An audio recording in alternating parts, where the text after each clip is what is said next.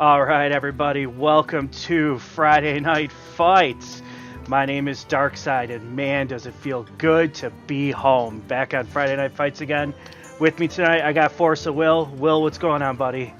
Not much. Apparently, the traffic near my house, I don't know what happened. In fact, it's bad. I drove all the way home. I do not know what in the world was holding up traffic, but traffic is in the past now, and we have some great Hearthstone coming up. Yeah, we had a bit of traffic there. So, well, first off, I'm glad you're okay. No, Dangway wasn't me, but I have no clue what happened. All right, so just because we're running late, we're going to skip all the pleasantries outside of what we just had.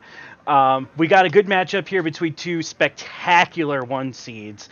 Team Next Level, my old team, you got Try versus Brewski the Thermic Whims. You got Try on his Mage Rogue Warlock versus Brewski on Druid Paladin Warlock. Try had his Priest band, and Brewski had his Rogue band. Will, what do you think of these matchups? I'm actually very, very interested with Try's Rogue band. Because if he was trying to target some of the slower decks, I think he might have gone for the Paladin, which might be even a little more aggressive, unless he has some sort of read that Brewski might bring Odd Rogue, which I think Odd Rogue is the only one that might be more aggressive than the Paladin. For the Rogue band for Try, that screams to me that he doesn't think his decks can handle something like a Quest Rogue or something like that. So I would be very shocked if we didn't see kind of full control decks from Try in this match. Interestingly enough, right now this match is tied 5-5. So this match is very important for determining who's going to win this week. 100%. I honestly expect Try, from my viewpoint of this, is to target the slow deck. So I don't know necessarily that he might be having all slow decks. Like you might see a Tempo Mage from him and a Quest Rogue. But it's a pretty interesting lineup, especially with the Rogue band and not the Paladin. So he might be going control with just like an Odd Rogue maybe? I don't know. Well, there's only one way to find out. I'm going to get a message into our players to go ahead and queue up, and then we'll hop into the match. All right, excellent. So, who are we going to have on the bottom in the Brewski. All right, excellent. Yeah, Brewski's going to be in the bottom. And then Try is going to be up top. Man, I should have remembered where I put those. It's my first time in so long, guys. Don't be mad at me. I'm sorry. You just get back in the swing of things. I have no doubt you'll be back there in a moment. Yeah, I don't know what's going on, man. I'm just here. I was just like, Friday Night Fights, I guess I'll cast that again. It's whatever. Let's see. Right. I think they're in now. Does Brewski need to send an invite? Because I got Try. I don't have anything from Brewski yet, so I'll see once I get in game. Hopefully I can find out. And it looks like right now we're getting in. Try is starting off with his Warlock. Oh no, I forgot to change the scroll. Versus Gul'dan. I'm just going to turn the scroll bar off. I'll update it between the next match. I'm sorry, everybody. I must protect the wild. All right, so Try here. It looks like he has brought a very traditional key block. Job's done. Here. Yep. Happy Noble God. While Brewski appears to be on the Spiteful Druid. Unfortunately for him, he has one of the two Ultimate Infestations in hand. Yeah, I can't tell, but that might be Spiteful Druid. Yes. As signaled by the Spiteful Summer. But yeah, that's a dangerous position to be in, having that Ultimate Infestation in hand. There's a pretty good chance you draw the other one by turn 6. Let's hope he doesn't do that. Pretty passive for both teams here. You're just going to see some hero powering. Yeah, it's like, Try wants a bunch of cards in hand. I don't know if this is a version that runs Mountain Giant, but if it is, it makes it even better. Brewski, I think this is his mana ramp turn. I would be very shocked if he doesn't throw it. Oh, actually, he's going to throw it down the Vicious Fledgling. He says, do you have an answer for this? Yeah, Fledgling can carry games. And there's really like two answers to it, right? There's the Voodoo Doll, I guess. There's Hellfire, and then there's the Spellstone. also a Stonehill. But yeah, Fledgling can carry games, so if you can get that to stick, you can win a lot of games. Yeah, so I don't foresee Glee wanting to coin out the Hellfire just to clear a vicious Fledgling, but I think the Stonehill Defender will do a very decent job to start off with, unless Brewski top decks his silence, and he does not. So yeah, Spellbreaker. He would have been happy to coin out a removal for it if he didn't top deck the Stonehill. Yep.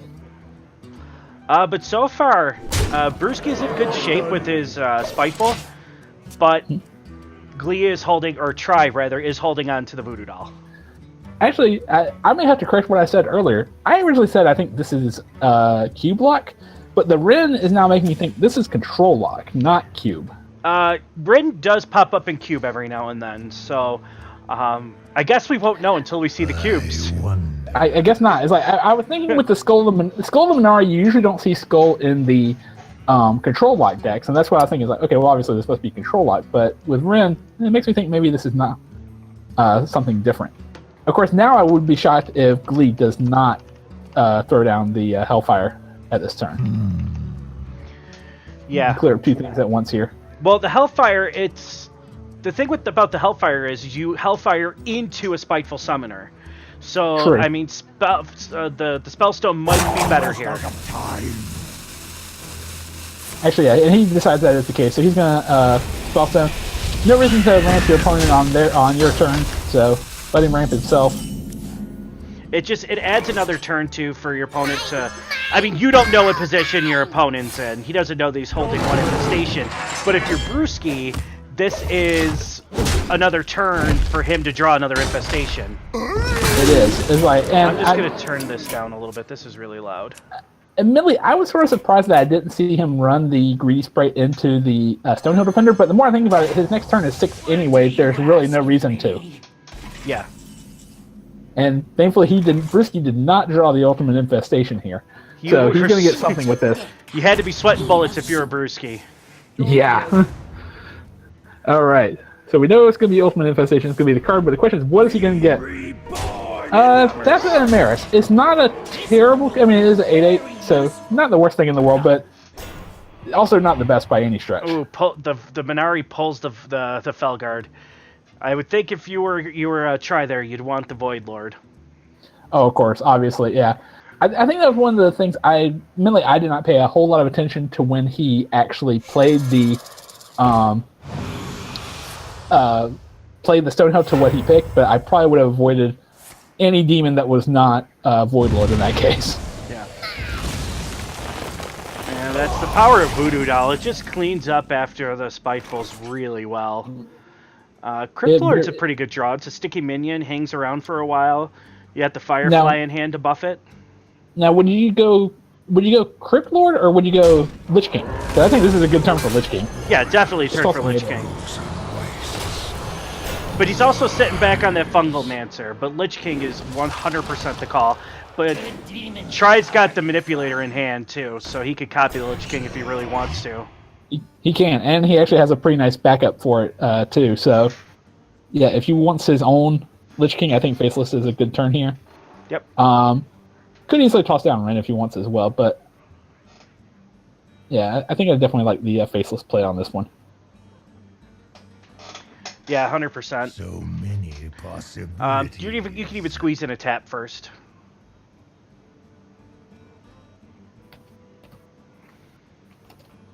That Fungal Mancer is going to be able to get some work in. That Crypt Lord is going to be able to protect all his little tokens. Absolutely. And that Fungal Mancer is going to get to boost some stuff. I wonder.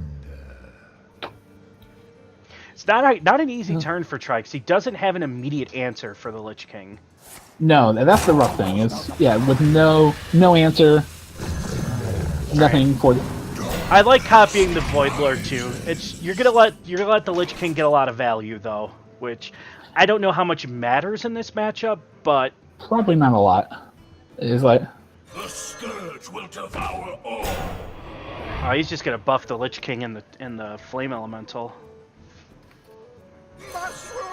Firefly. Why did I say Flame Elemental? Alright, so... That's a big boy. Alright, so let's see where we're at. And it looks like Brewski also is going to freeze out something here. Probably the the Void Lord is Void going to Lord. get frozen. Yeah. So this turn reads to me like a try to get everything out of your hand so you can cast Ultimate Infestation next turn. Army of the Dead is pretty good in the Spiteful Druid decks because they only run 2 spells. And it's Ultimate Infestation. And right now, you probably don't even want to play Ultimate Infestation anyways. The only way you get punished with Army of the Dead is if it pulls a Summoner.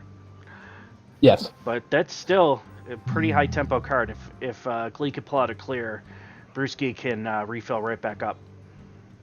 It's like, yeah, absolutely. It's like, I think, honestly, right now, if I was Try, I'm looking for a board wipe of some sort. He's going to keep tapping to try to find one.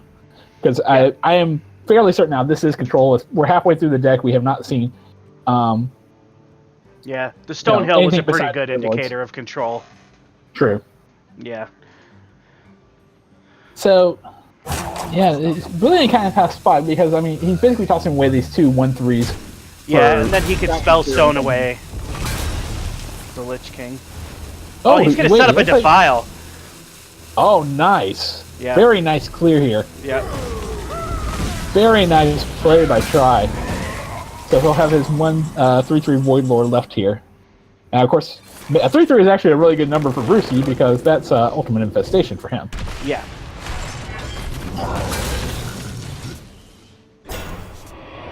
And let's No see. punish by drawing the second Infestation. That's huge. No. Yep. Absolutely. So, Which for means Try that Army here- of the Dead would have been pretty good too, but it would have discarded Yeah. his Malfearing the Pestilence. it would have. It's like, and also he would have lost his Prince Kel'Thas, so Yeah. no buffs.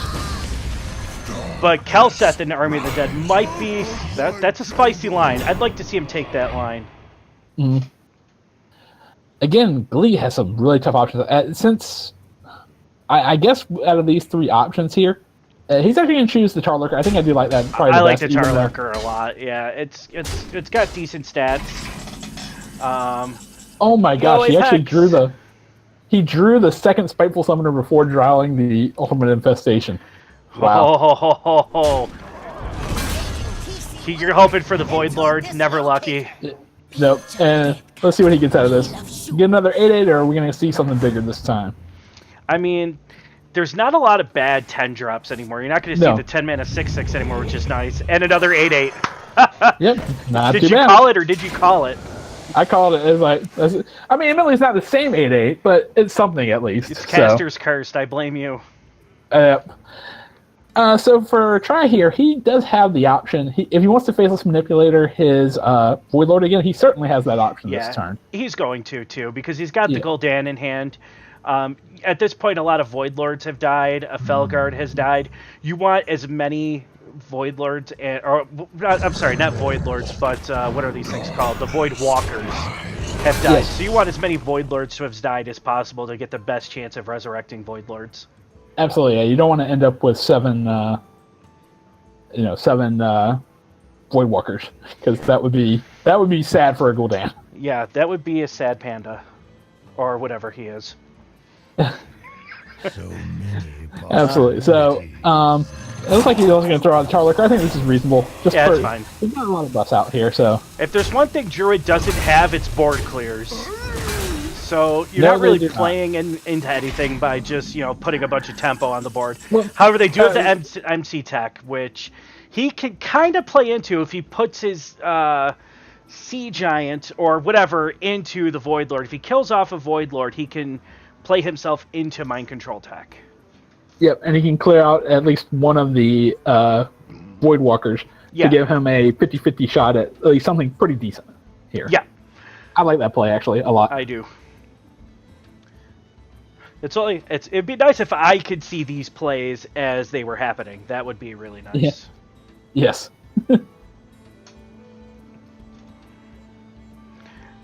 Like in my games, I Kel'Thas meant. too.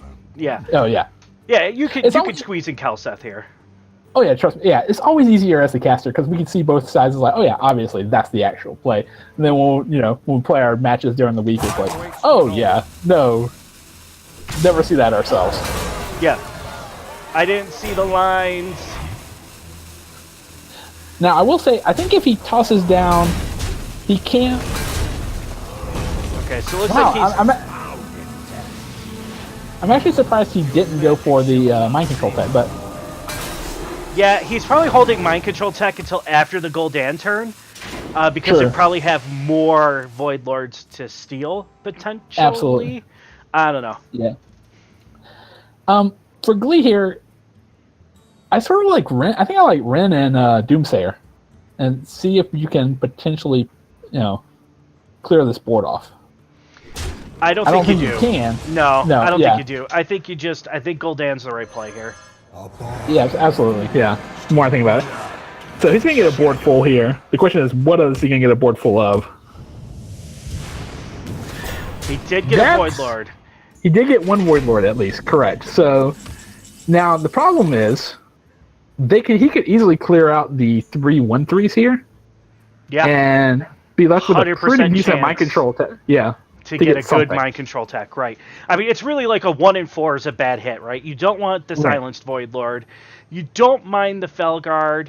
You really want the 3/9 Void Lord, and you don't mind the Tar Lurker. Yeah, absolutely. Problem is, you do have to clear some of this off. You have to clear some of your own board to be able to pull this off. So you're gonna have to toss one of your creatures into something to lose it. So If that's even the route he's taking, it doesn't seem to be. Oh, here it is.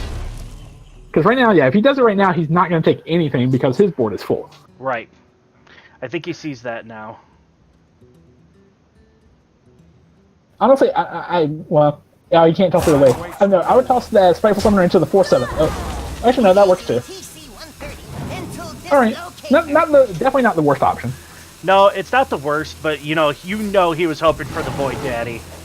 Oh, of course, yeah, yeah, absolutely, he was hoping for that. But he is going to clear off the Void Lord and leave a bunch of little 1/3s around.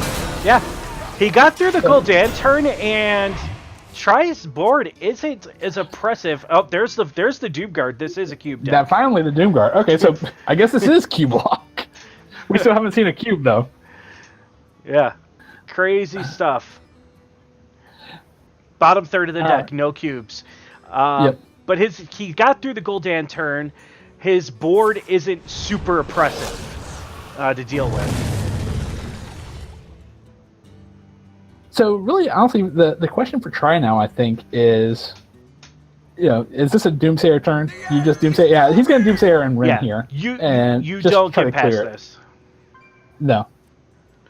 And he's going to Doomsayer back into his turn, where it's empty board, and you're going to have a charging Doomsayer, or Doomguard, rather, going into... Oh, actually, yeah, I want to point this out.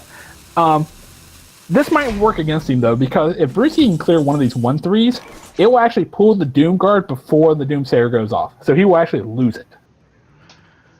Ooh. Is that how that works?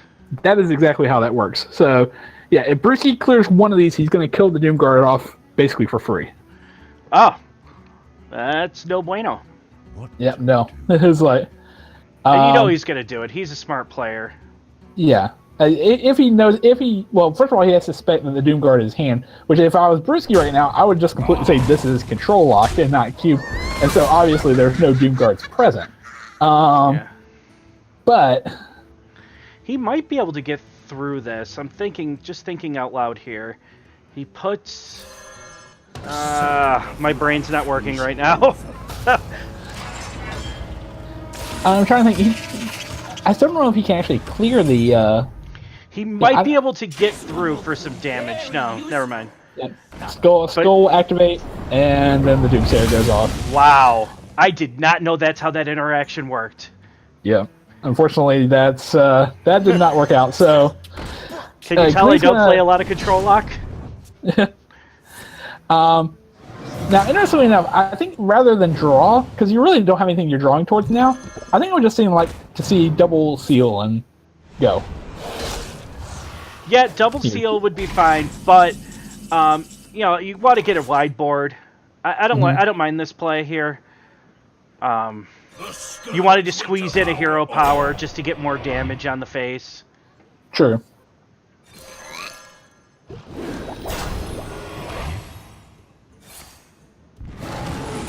All right, And, so yeah, he's gonna go face here. Definitely, I wonder definitely if there's a reason he's hanging on to that Army of the Dead. Maybe he wants the second. He really wants that second summoner. or maybe because as far as I know, the second Ultimate Infestation is still in the deck. Yeah, but at this point, you're never gonna play it. 8 cards left in your deck. No, unless you wanted to throw out your Grand Archivist and clear it beforehand. That would be the other route to go. So many Yeah. bloody Yeah, still, it puts you at 3 cards, 2 cards. You're going into fatigue a Yeah. lot faster than this Warlog. I don't think you can afford to do that. No, I think you the can Grand either. Archivist is pretty much dead. It's gonna be good Hellfire. I don't think it's gonna pull anything, is it? I It's think gonna it is pull a actually. It's the Doomguard. second Doomguard. Right, Doomguard. Right. This is Cube. Again, we're down to the final 6 cards. 2 of these, this is to believe, 2 of these 6 cards are cubes. They are cubes. Yes. Do you know why the Doomguard crossed the road? It I was have no clue why. It was a poultry task. Never mind. I'm done. I'm going home. See you guys. No. All right. It's like, that was actually pretty, I like puns. That was a good one. I'll give it that one. All right. So, oh my goodness, 2 of the last 5 are. Yeah. This has got to be a cube here. No, that's Godfrey. What is this madness? I have no clue what's going on right now. Is it possible he's just playing the Doomguards and no cubes? Just the Doomguards for like tempo removals off the skull? Possibly. Because, yeah, right now, I guess we'll know in the next turn because he has a 50% chance to draw a cube. Ooh, that's a sexy Leroy Jenkins right there. You could just clear off the little whelps. It's like, is it, well, I guess the real question here is, if you do play Leroy, do you Fungal-Mancer the Leroy, or do you Fungal-Mancer the 2 that are remaining? The 2 that are remaining. You want to protect your Leroy. Yeah, I like this play, I think. Yeah, I think Brisky sees this as well. He is going to... He's going to drop that Fungal-Mancer first, it looks like, and then... He might not even drop the Leroy. He might just send everything face. Could be, yeah. Because he doesn't have anything really to worry about. The Void Lords are gone. So True. if he can And he get this can't get 'em board back. under control, then he's going to win this match. Absolutely. Let's see what happens here. Oh, there are the cubes. There's the cube! Oh my gosh. Just a Both turn too late. Both cubes are in the bottom 4. Now, I will Lord say, Godfrey is a clear. it is a clear here, yes. So Godfrey can clear this board up. The problem is then what after? You cube the Godfrey, and then you get a bunch of cubes that are worse than your original just cube. Either that or I wonder if you start trying to go through the seals and try to cube the 10-10 off of the Skull of Minari. That is very ambitious, but yes, that can happen. And I want to see that Army of the Dead come out just so badly. I was like, well, he only has 5 cards left, so this will drop him right into fatigue. If Oh, he it does will. It will. Yeah. Never mind. That's never coming out. And my guess is, since he knows that Tri played Ren, he might be saving that Doom Pack for... Oh, actually, he's going to Doom Pack the Godfrey. Okay. Yeah. I like it. I like it. And, yeah, and Cobalt Scalebane's a reasonable card here. Let's see. 5 mana, 6/6. Cube number 2? Seems good. Wow. Wow, okay. Wow. Talk about unlucky. Yeah. Well, he can start working through his seals again, so he'll get a 4/4 on the board. Yep. Here, and then... Oh, there's the second Ultimate Infestation. He can't play that either. Can't play it. Nope. But the good news is now he can play the Grand Archivist with no problem. He can. Well, here comes Army of the Dead. Wow. I'm out of cards. Okay, that's... He's just probably thinking Not- to himself, I have to win sooner rather than later. I'm going to get a bunch of bodies in for my Scalebane to buff. Yep, and basically saying, can you clear this? I'm almost out of cards. Which the there's answer a is probably yes. No, yes, he's going to... Where Well, is no, it? he just needs to hero power the Serenade Yeah. Changing and then drop Defile. Yeah, if he... Oh. Or do that too. Or do Yeah, that. it Yep, works. that works too. Then you can hero power the face. Yep, so... and he can even play the 4th seal after he does this if you would like. Yep. It got hairy, but Tri was able to pull it off, and he's going to take the win here in game 1. He is, yeah. It's like, yeah. It's like, Leroy is not going to solve this alone, I think, at this point. And Grand Archivist is definitely not going to. No. No, I expect to see just, unless Brewski sees a line to win, but I expect to see a concede here. I'm trying to see here. Alright, so... Yeah, it's like, this should be a concession, I think. Unless, yeah, Out of cards. the Doomsayer last card, so not really useful, but... Yeah, it's like, just Fellhunter alone can clear the Grand Archivist. He'll be able to hero power, gain life. He can even do a seal here. Yeah, he's just going to drop another seal. And if he really likes to, he can just Doomsayer and Darkpack as Doomsayer too, to gain life. Yeah. I can rest now. All right. It's not too. I was hoping Tri wouldn't make Game the same 1? mistake again and pass turn, but anyway. So yeah, so Tri will take game number 1. He will win with the Warlock. Yeah. Let's see. Great win. Great win. So he is left with his Mage and his Rogue. Yep. Here, and so I'm not certain which he'll roll with next. I guess it depends if he thinks if the Druid is coming back out, he probably will want to go Mage. Yeah. We'll see in a second, I guess. If it's a Quest Rogue, I think they're both kind of unfavored to Spiteful Druid. Right, they are, I believe. Yeah, so he might have a rough matchup here. He might just have to let it through. But we got the Mage coming in and the Spiteful Druid again. Yep. And this appears to be Big Spell / Control Mage. Yep. Versus the Spiteful Druid again. Tar Creeper's huge for Brewski. It's actually the most important card in the Mage matchup if you're thinking it's Tempo Mage. Yes. But which you have to mulligan for. You have to mulligan for Tempo Mage. You do. Absolutely, yeah. That's the more aggressive deck. That's the deck that will kill you very, very quickly if unanswered. So I do like keeping that Tar Creeper in hand. Of course, what he's going to find out in the next couple of turns, probably turn 3, is this is not a... This is not the deck he thinks it is. No, and he's got a lot of really good cards in hand right now. He's got the Keysmith. He's got the Voodoo Doll for removal. And I think Brewski already has a read on it. If he did, if he thought this was Tempo still, I don't think he would toss out the Greedy Spray here. Yeah. Yeah, well, I mean, you still would, right? Because there's nothing on the board, so Greedy Sprite is still fine. Yeah, so you don't really need the Tar Creeper at this very moment in time. Brewski's thinking about Spellbreaker. Is he actually thinking about Spellbreakering the Stonehill? It's the most tempo. It is. So I could see it, but I'm trying to think like what targets you would want to Spellbreaker in the Mage. You're never going to get to Spellbreaker or Voodoo Doll because they're going to get pinged. Maybe the Lich King is a good spiteful Spellbreaker target. So maybe he's holding off for Lich King. Maybe Doomsayer? Doomsayer too, yeah. Looks like he's going to toss out a Doomsayer now. I wonder what he's playing. I'm trying to think what he's planning ahead for the next turn. Maybe we drop the Arcane Keysmith? It's just a block of Spiteful Summoner. Oh, you're right. Yep, he went into 6 mana. You are absolutely correct.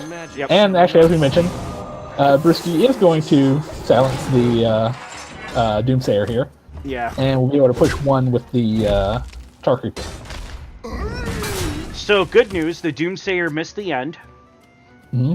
It's not coming. It's going to sit on that board for a while, unless his buddy helps him out. Actually, his buddy can't help him out. Actually he can, because Tar Creeper's going to go back down to 1 power, so yeah. He could help him. I was originally thinking, like, no, obviously this will clear it, but no, it will not. Let's get some tempo on the board, just in case the Doomsayer isn't enough. Ooh. Do you Keleseth here? I think it's just Keleseth, push face, and pass turn. Yeah, you could do that. I mean, you lose the 2/2 body, but you get the Keleseth benefit for the rest of the game. Yep. That's sort of what I'm thinking. Is like, you're not going to clear this at this point. Might as well bring Greedy Spite, too. Mana ramp, why not? You get a chance to mana ramp on your opponent's turn? I think that's pretty good. Yeah, I like it. So the Doomsayer's friend was able to help him out and bring him the end that he saw. That the Jaina is a huge pickup. It is a pretty huge much, pickup. Pretty much going to play that on curve. And he's going to play out the Phantom Militia. He's going to go ahead and echo it. So get 4-6 worth of stats. Not terrible investment here. Oh, Grand Archivist coming out to play. Yep. And You can hold on to the Firefly. Just don't hit. Just don't hit your own face, and you're good. Yep. Anything else? Any of the 2 forces would be good. There you go. There's one of them. Perfect. And he draws the second one, even better for him. So that way, Grand Archivist is not going to accidentally cast it again. However, Spiteful is never going to cast it. No, that's the other problem. Yes. That is a problem. But I think if you took that line of play, that's the line you kind of want. MC Tech's not going to give him much. Cryptolord's good here. But, man, that Lich King. I like to see that Lich King come down. I like Lich King here, yeah. Lich King... He's got the Voodoo Doll, but... The scourge will devour all. This is good, too. Actually, yeah, I like this. Crypt Lord and Malfurion, and you'll at least move it up to a 2/9. Yep. Based off I think you go Spiders here, too. Yeah, you go Poison, yeah. He's going to go with the Spiders. I mean, they're gonna die to a likely Flame Strike. Flame Strike coin ping on the Archivist. Archivist will probably clear up the board nicely. Then you got to get 5 more damage in on the Cryptolord. I don't think you can do that. Maybe you don't Flame Strike here. Yeah, because actually, I'm trying to think. Interesting. What would you actually be afraid of if you didn't Flame Strike? I mean, I will say it is tempting to throw the second Arcane Artificer out here and just roll with it, but. All right, looks like the Flame Strike coin ping was the play. Is he gonna? Looks like he was pinging the. Oh no, there we go. All right, Arcane. No, it's just weird stuff, It isn't Spiteful. I mean, at least the Callus makes it a 6-mana 5/5 that does nothing now instead of a 6-mana 4/4 that does nothing. Yeah. So there's that at least. It doesn't feel any better though, Will. It does not. It really does not. It feels terrible. Absolutely terrible not to be able to play that Spiteful and get something off of it. But it feels like I hate you. Yeah. It's like when you pour that bowl of cereal and you're out of milk and you're like, oh, why did I do this? Yeah, the Jaina is going to come down on curve, basically. Do not fear. I like it. Yeah, it's great. I mean, you're holding both Voodoo Dolls, which are going to be 5 mana, kill an opponent's minion, summon a water elemental. Like, just insane cards. Yep, absolutely insane cards. Let's see. For Brewski here... He's got options. He does have options. I guess I maybe like the Cobalt Scalebane and just hope it hits the Crypt Lord here. And then maybe... Yeah, maybe even add the second Crypt Lord. Why not? Yeah. The scourge will devour. I think you're going to get as many dudes down as you can. Right? Because actually, it looks like he may try to freeze out the 3/6 for now, too. Yeah, absolutely. You don't want your opponent gaining any health. No. But yeah, you're going to get put down as many dudes as you can. Mage, I mean, they have the Dragon's Fury, but... well, right now, 1 Flame Strike is gone. Right. So we know 7 is not going to clear this board up. That's where I was getting at. You just got there more elegantly than I did. So, for try here, I mean, he could... yeah, I actually like this. I think Stonehill Defender first, see what you get, but you're probably going to have to voodoo all that Lich King out now. Yeah. Yep. But this is still a pretty... Apple Bomb's nice. It's probably the best thing you're going to get out of this hand, yeah. Yeah, it's like, yeah, I don't... Witchwood Grizzly, when your opponent has a full hand, sounds terrible, so... Yep. But he's going to get another 4/6 out of this, at least. Or another 3/6 elemental. Another 3/6. Okay. And the most important part is it's a 3/6 elemental, so he's going to be gaining life. Yep. Absolutely. Now, actually, Brewski, I missed what he got the second time off of it. He's got Anti-Magic Shell. Anti-Magic Shell is a load. Huge. Like, you can't underestimate that Anti-Magic Shell. Like, you can make a pretty decent board. You can Anti-Magic Shell it. It's vulnerable to the Voodoo Doll, but no single target removal. You can't polymorph anything.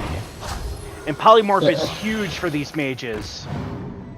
Yeah, he's going to load the board up get a bunch of stuff on here, and he's got anti-magic shell, and that, with the exception of whatever clears out the Stonehill Defender, I'm pretty sure all the rest of this is going to go face. Yeah, because you could push way more damage than your opponent could ever heal. And I don't see many outs if you're trying. No, I'm trying to think of what his out could be here. Dragon's Fury into well, there's Dragon Fury. You got to get. You have to get a 7. Well, actually, first of all, you need to put your Blizzard does work for you because you could. No, it doesn't. You need to put the water elementals into a couple things because you're gonna lose your water elementals. So yeah, the things I would say I think go with the 7-11, and then I would do the 6-8 just so the 6-8 will be cleared because you're not gonna clear that 4-3 anyway. But okay. Actually, you can voodoo doll the 6-8. You can voodoo doll the 6-8, or the you can voodoo doll the 8-8. Okay, yep. So all right. So we're seeing some reasonable lines here, I think. But he's got to hope for the Blizzard. If he pulls Polymorph, I think it's pretty much game over. Yeah. Even though I will say he will gain a little bit of life from, or armor from the Arcane Artificer. He gets, okay, so it's not the worst option. It's not the best either. I still think that's game. 10, 15, no, that's not. No, not quite yet. That's right, because it's only a 4-4 now. Okay, so it's not game yet. Because he can only get 13 damage on 17 health. But the best he can do right now is he can load up the board again and say, all right, draw your second Dragon's Fury. You only have 3 cards in the hand. Chances are it's not one of those cards. Yep, and most of these cards you can't do anything with them anyways. You can't ping off that 1/1. You can't. Excuse me. This is a very, very good position for Brewski to be in. Absolutely. So I'm trying to think. We haven't seen Second Blizzard. That is an option at this point. The second Flame Strike could potentially do some work here. Flame Strike. Actually, no, it can't. Yeah, it doesn't kill Flame Strike will kill him. Yeah. You can kill the 5-1, but that does nothing with the 11 on board right now. Oh, we got the little bit of a BM in there. These guys are probably. I hope they're friends with that level of BM. Yeah. So, all right. So Brewski's gonna take with his mage, or sorry, with the druid, not the mage, with the druid. So now he is remaining with his paladin and his warlock. So with what classes are left?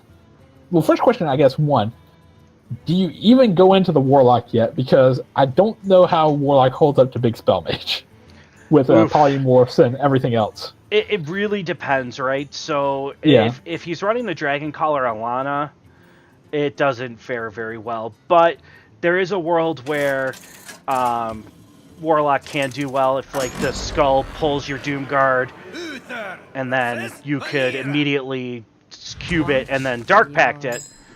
That's fine. That's very reasonable. With honor. Now, interestingly enough, also, try switch classes into, with the Paladin still up, he actually switched into into Quest Rogue.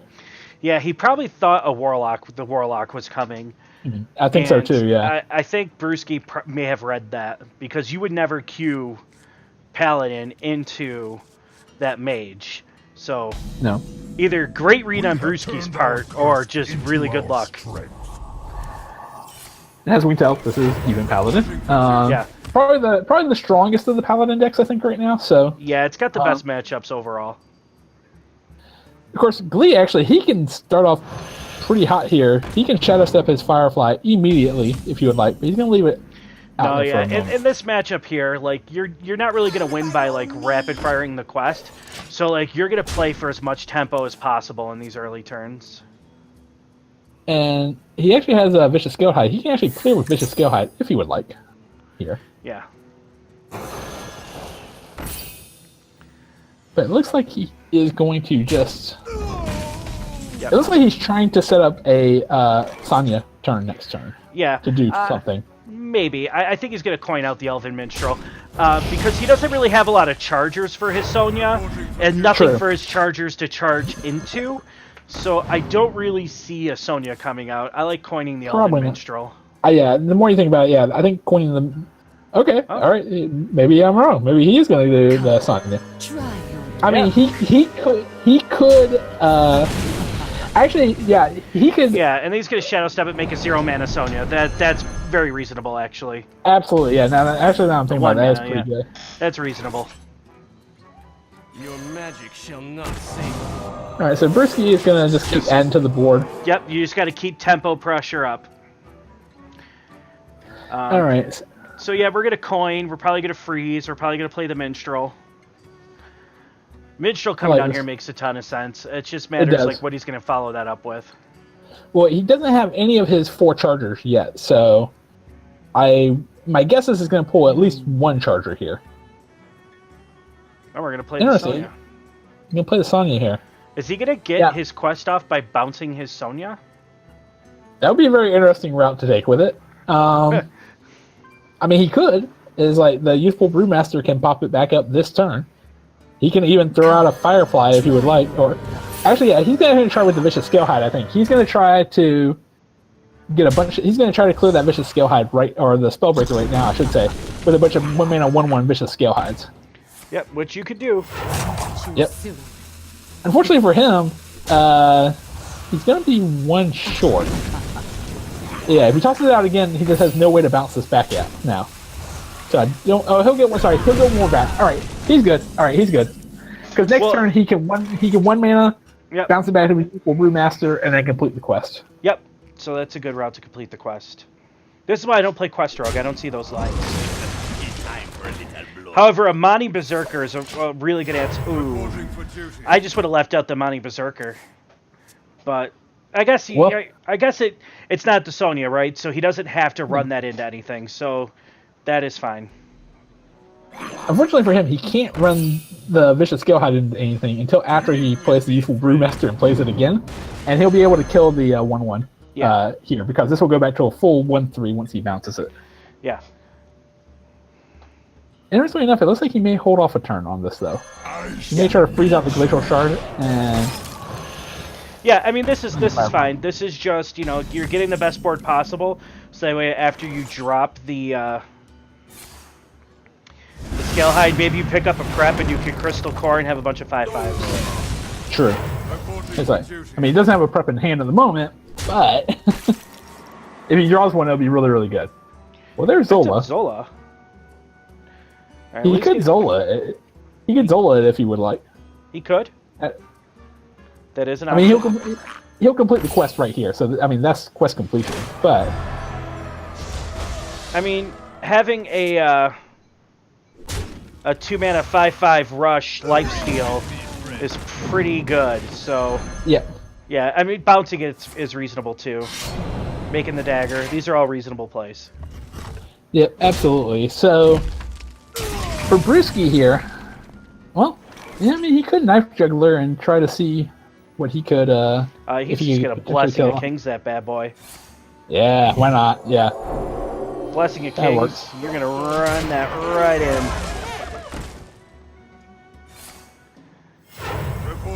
Yeah, why not? Yeah, throw a knife to the face while you're at it. Unfortunately for Brewski, the quest is complete.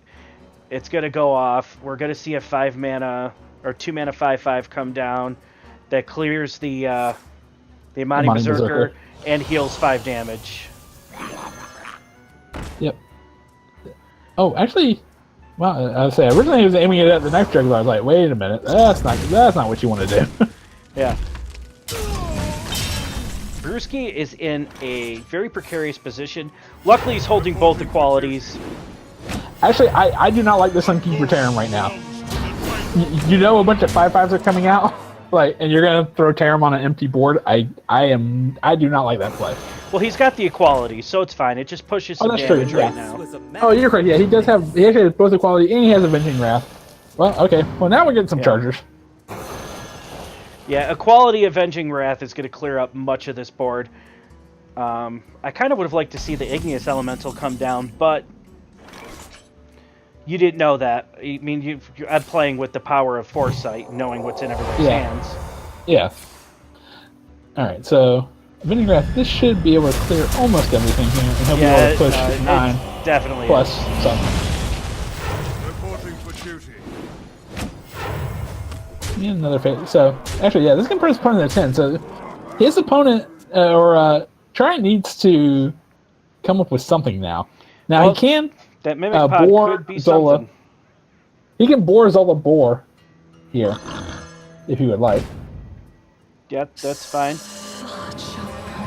You could squeeze in the Mimic Pod, too. Yep, He probably should have led with that if he was going to do it, though. probably, yeah, draw. Because he could have Mimic Pod into, like, a Fan of Knives. Oh yeah, that would have been rough. Actually, so... Well, alright, Brisky has an opportunity to win the game here. Oh, yeah. If he would like to True Silver Champion, and then he's got to hope at least 3 of these shots, I believe, so that'd be 7, 8. You could just equality. 2 of the shots hit face. Equality Oh, and that's Avenging right. Wrath does it, too. Right? Because Well, it actually, gets you well, 1, 2, 3. not in the same turn. Okay. He's only got... So, but he can definitely set it up for next turn. Reporting for duty. Actually, he's going to toss out Serenite Chain Gang to slow everything down just a hair. But this should pretty much all go face, I think. Yeah. It's 100%. Oh, maybe not. No, he's got his out. He knows what it is. He's got his Avenging Wrath. He's just got to get 1 hit on the face with Avenging Wrath, and he can hit him with his... Well,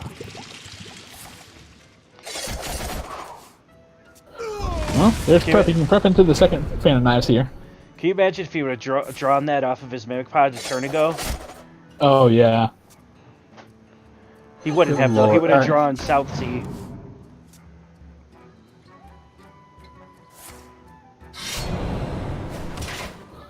Actually, I think I would like to see the South Sea one. Yeah, no, it wouldn't matter anyway, I don't think. And, yeah, Brewski's going to clear this up. He's just going to quality Avenging Wrath and then shoot him in the face. And he's going to do this damage last from hand. Why not? Talk about the BM. Yep. Alright, so Brisky goes up 2-1 in this matchup. After we see a little animation here. And there we go. Actually, I think it hit him second before any of his other creatures, so even if they were, you know, a little higher, it probably still would have happened that way. But anyway, so Brisky wins, so that moves him up 2-1 now. And he won with his Paladin against the Quest Rogue, which I think is sort of expected. We sort of expect that, I think, from even Paladin. So, but now Brisky's left with his Warlock. Yo, And- Try Me Homie just subscribed. Thank you, Try Me Homie. Sorry for interrupting. Thank you, Go Charmy ahead. Homie. No, okay. So, yeah, he's now in a very tough spot with that Warlock deck because we know Quest Rogue is favored against Warlock here, so that's not gonna be a good time for Brisky. Unless it's And a then the mage- spicy Zoolock. Unless it's Spazulok, which I mean I wouldn't bring it past Brisky to bring it, but I think. Yeah, the Rogue. First of all, I'm going to say Try is going to load up his Rogue again because he knows the Warlock is coming. 100%. But then the question is, the Mage. You know, did we actually see a polymorph in the Big Spell Mage anywhere? I didn't. I didn't either. So I'm hoping there's a polymorph somewhere in that deck. Because if there's not, that could be problematic. The other thing is also the question is Brisky playing Control Lock or Cube Lock? And that I don't know about. We'll find out. But here comes the Valera, just as we thought. Versus the Gul'dan. Oh, that's a zoo, baby. That is That's Zoolock. a zoo, baby. Brisky may have made the meta call here. Wow. This is What a god. Just what Yes. a god. I would say, yeah, Try's going to think, all right, I got this in the bag, and then he's about to see turn 1 Flame Imp coming down. He's and gonna see probably a 1 coin, mana 3/2. coin turn. I thought I might do a coin Voidwalker too, because why not? But yeah, I don't think this is going to end well for Try now. Yeah, this is rough. He But get made, what- oh, baby. Baby, We're wow. going to see 3/1 drops on this turn. You have to. Yes, got to do it. Got to do it. I want to see that coin the Voidwalker out. Coin the Voidwalker. Yes. Oh. All right, he's going to do it. What a god. Yes, this is pretty good. Now I will say, hitting in with the Flame Imp did set up a okay Feint of Knives here. It did, but you know what? It's not like the end of the world if you're Brewski. You still have No. insane amounts of tempo. You gotta draw some.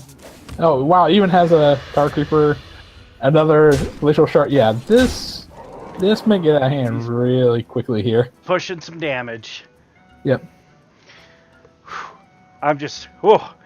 This, You know, I almost want to see Dagger here, and maybe Yeah. even the Scale Hide, and then set up for the Zola Rusher turn. I kind of like next the turn. deckhand. The deckhand clears stuff.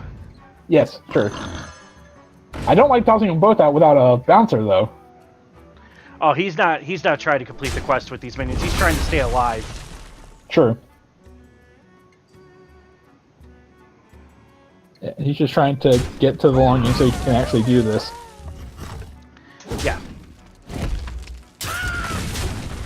All right, so Ooh, that Flappy Bird plus the freeze.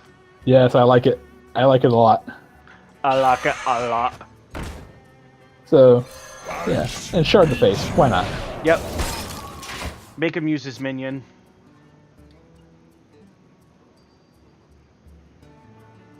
Flappy Actually, can Bird? he? I don't think he can clear. I don't think he can clear either. But he can Zola to set up something later. All right. We got the Tar Creeper though on. Oh, the Saronite is a huge draw, but so is the Despicable Dreadlord's Be Nice. It's gonna clear off the whatever. He that does not thing get Wind is. Fury. Maybe he can't be targeted by spells or hero powers. No, Possibly. that doesn't matter. No, I guess poisonous would probably be the next best. Or None of these matter. No, none of them really matter at all. He's gonna take the can't be targeted by heroes or spells or hero powers, but well, there's a vanish. If you'd like, he's actually thinking about tossing out the Vicious Scale Hide here without having. I guess he's gonna try to see if he can find one with the Elven Mistral here. Yeah. I mean, you're not really worried about the bouncers right now. You gotta stay alive first and foremost. Sure. All right, Brewski. Yeah, it's gonna be a Yeah, he chain can just gang toss more turn. stuff out. Yep. He's gonna play around Sonya. He's gonna kill the Rusher. Good call. And I want to see. I think I want to see a Mimic Pod here first. Yeah, Mimic Pod. See what you get, and then well, there's a Shadow Step, and I believe one of his things is already at 2. The Vicious Scale Hide's at 2.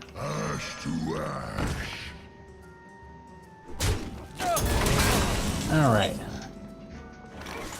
Well, Brewski Well, does that's a good have silence both- target. Yeah, that's a good silence target. Yeah, because you already know he played. I think 2 of the. There's a Keleseth as well. Magic shall not save. Yeah, this is good. I wouldn't even bother with him at this point. Just push. Push. I guess he might have been thinking that it might bounce it back to his hand, but if you can't clear it, then it doesn't even matter. Oh, except he can clear it with the Dreadlord. You can tell how long it's been since I played Zoo because it's like oh yeah, I keep forgetting the Dreadlord will actually kill anything that has 1 health on it. So, all right, he's going to play Saucy Deckhand here, and I think he's going to vanish this whole board back up. Absolutely. So he'll get the Deckhand back, and then he's actually, I believe that's the second Deckhand he has played, so he should be able to complete this the next turn. Yes. Under the thing, he can't swing with this weapon yet. So, But there's going to be a really hard board for him to deal with. yeah, it's a very hard board. for He's him just to going to deal go with as in a wide moment. as possible, just to leave some stuff around for his Fungal Mancer to hit. Yeah, something to just keep pushing face here, pushing damage. So I'm assuming this will be the South Sea turn, and then we should see bounce, and complete quest. Yep. And he'll actually even be able to cast it, and he can play. I think we'll have enough here to Stone Test 4 after this too. Yep. But he's still in a pretty bad. Oh yeah, he's definitely in a rough spot right now. Yeah. It's like one of his ways to heal is already gone. I mean, he actually could. He could bounce something back if you would want, but he could also freeze it out with Glacial Shard. Yeah, you Instead. definitely want to. it's a tough position to be in. He's got to focus on surviving first and foremost. He doesn't have a lot of heal left. I don't think he has any of his rushers left, does he? With me, friend. No, well, the two that are now in hand are the two that he has.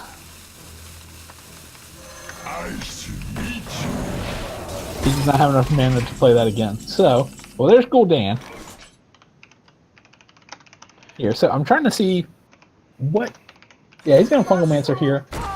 And Yeah, no, you maybe definitely throw- Fungalmancer here. You want to make as imposing of a board as you can. Well, and I think we're going to see a lot of stuff go face here. Yep. All going face. I don't see... Yeah, there's really no out.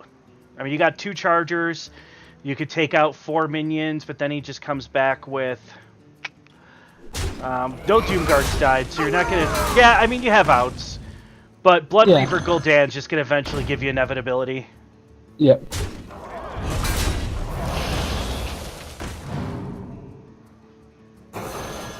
Yeah, he's just going to try to toss his minion out and say, alright, answer this. And right now, I'd say I think Brisky might have to play Gul'dan just to get some Nope. points out. Nope, there's the Doom Guard. Yeah. Never mind, got a Doom Guard. That's game. That's game. So Brisky's going to take this match. 3-1 with a very nice pickup on Zulok, especially with the rogue showing. So, Like I said, Yeah, he's just a god. yeah, it was like, I mean, my guess is he might have guessed that this was going to be a Zulok, but I'm not 100% certain. But let's see if we can actually get Brewski in here to talk a little bit. So,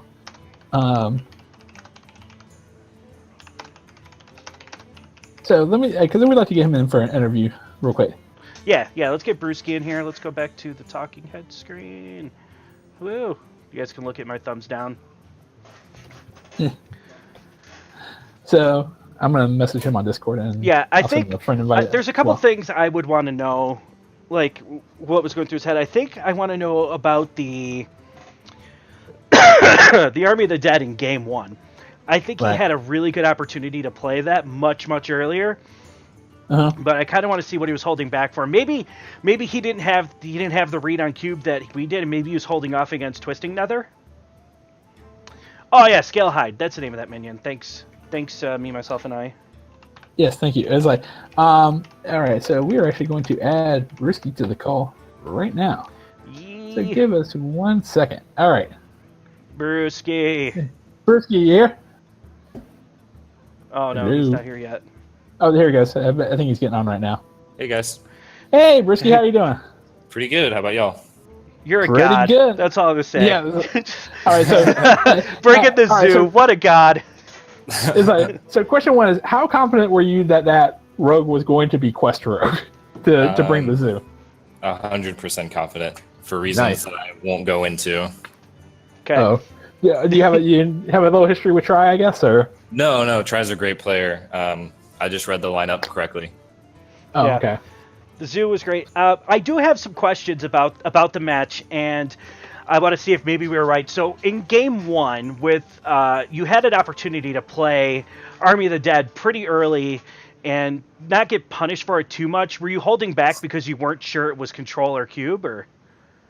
Yeah, I hadn't seen Doomguard until he had 7 cards left in his deck. Mhm. Yeah. Yeah, it was so late. I was kind of hoping to cruise that one out into Fatigue, because I think I was 3 cards ahead in Fatigue. Mm-hmm. Mhm. Yeah. So yeah, I guess you were just playing around the Nether then. But Playing around Nether and then hoping that Rin was the last card in his deck. it wasn't, sadly. Yeah, Yeah. we weren't sure what his deck was either, because we didn't see the Doomguard until you saw it, and we didn't see any cubes until like the last 5 cards. No, yeah, no. I would say up until the cube at the final 4 cards, I think we were both saying it's like, oh well, this is obviously Control Lock. Maybe he just threw the Doom Guards in there for shits and giggles, basically. So Yeah. we were waiting for that, but yeah, that was really insane him not to get it till that late. So Match 2. Yes. You queued Paladin up right away. Was your thought process was that he wasn't going to stay on Mage? Game 2, so I had lost Druid against Mage. So game 2, I beat his Mage with my Druid, right? So do you mean game 3? Game 3. Game sorry. three, yes. Yes, Yeah, game three. Sorry, yes. At that point, I was targeting Rogue. So I just put... I wanted to hide the Warlock, so I just threw out what I thought would beat the Rogue more consistently. I know that Zoo is absolutely terrible against Mage. So Paladin gave me at least a glimmer of a chance if he did re-queue Mage. Okay. So just kind of letting the Mage through and then just target the Rogue? Yeah, basically. Well, luckily for you, it didn't come to that. And that's a huge win for you. Your teams were tied 5-5, so getting that 3-1 versus a 3-2, I mean, that point can matter. Yeah, I absolutely. agree. And Team Next Level is definitely going to be a team to contend with in our division. Yeah, I was with Next Level last season, and they're a bunch of good guys, and they do a lot of prep work, so you're right, they're definitely a team to contend with. Yeah, they're going to be. Yeah, I think both your teams are going to be very strong this season. It is like, of course, Thermic Whims was insane last season. I think by far, again, I don't know things about records, but I think it may have been the highest point scoring season that I've ever seen in Rag League. Yeah, we were pretty proud of our 20 points per week on average. It was a good season. Yeah, it was an excellent season. Absolutely insane season. Kind of a couple final thoughts with this as well. If I remember correctly, are you the captain of Thermic Whims? Switters. No, Switters. Yep. Switters is okay. So I don't want you to necessarily go into kind of full blown like, okay, this is exactly what we did. But when you have a team like this that is, as you said, a contender in your division, what kind of things do you do to prep yourself? Like, do y'all have, I'm sure some players you have a history with, some players you don't. What are the things that you're kind of looking at when you just get ready to go? Do you mean week to week or putting the new team together for the season? Or, I mean, kind of prepping for the week. So, Okay. you say, this is a good team. What kind of things do you do to get this ready? Lots of spreadsheeting. I try and use information that I have on the player. Try is a new player this season, I believe. He is. But I've seen him a little bit in other Discords. So I knew a little bit about him. And honestly, just a ton of spreadsheeting and talking through things.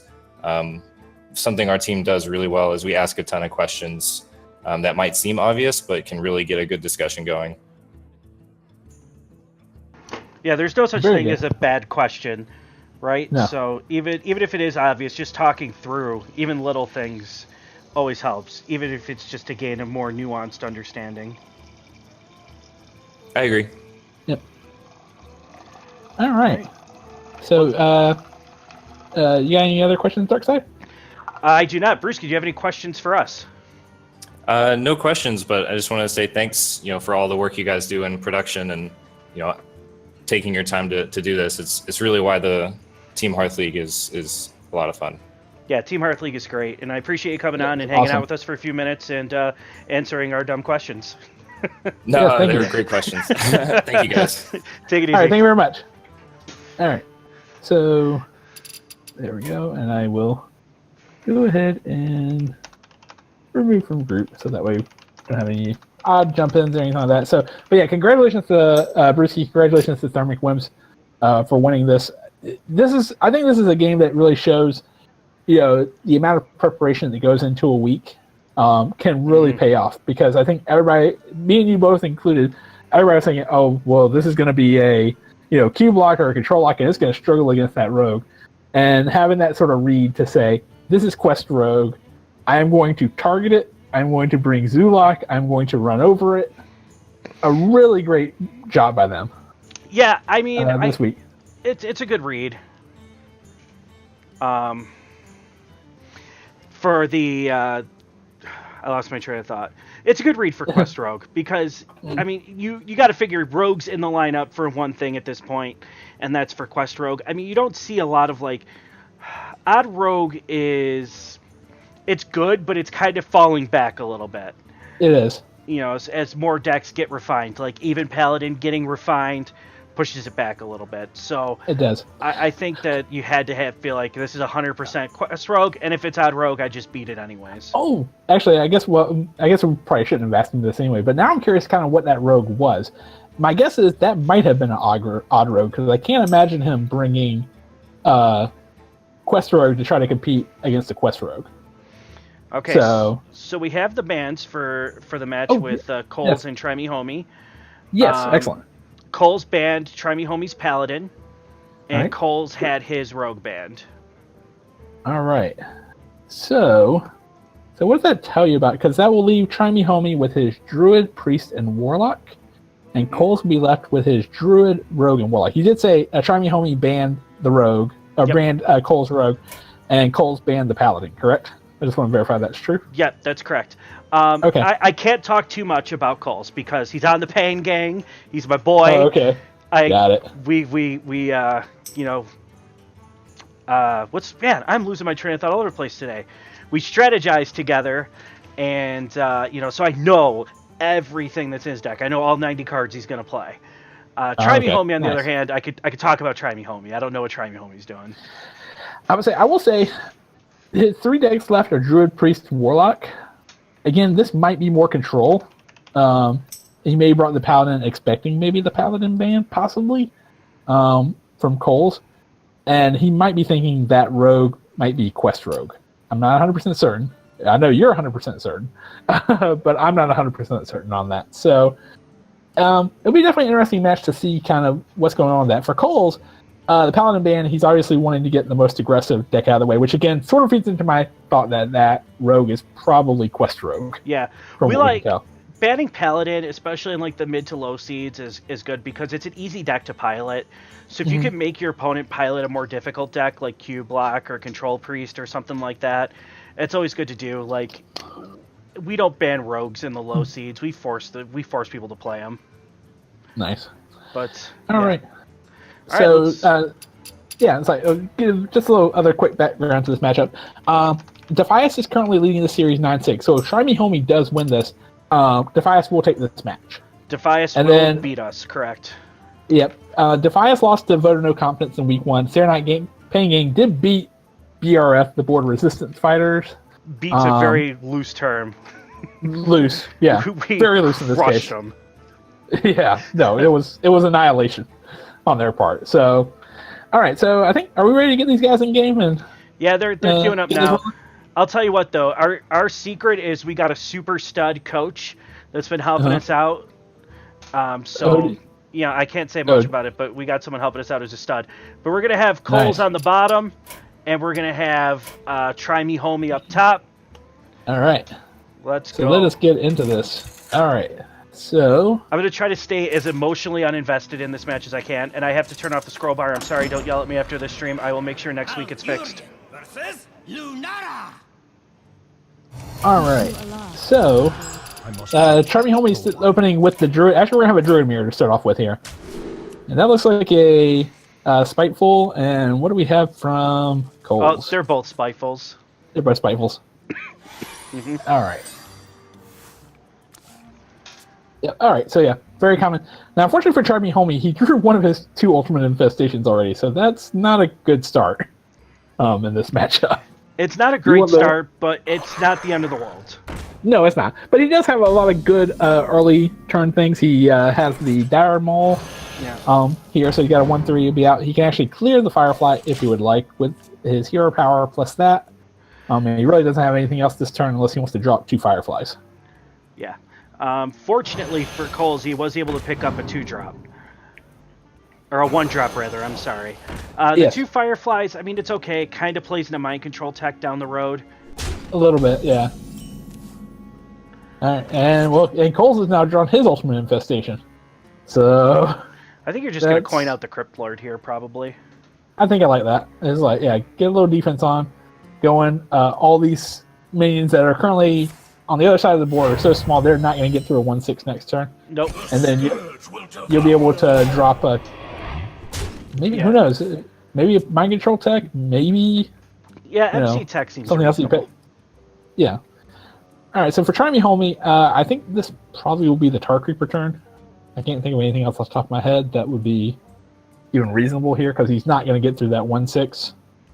So it might not be worth trying.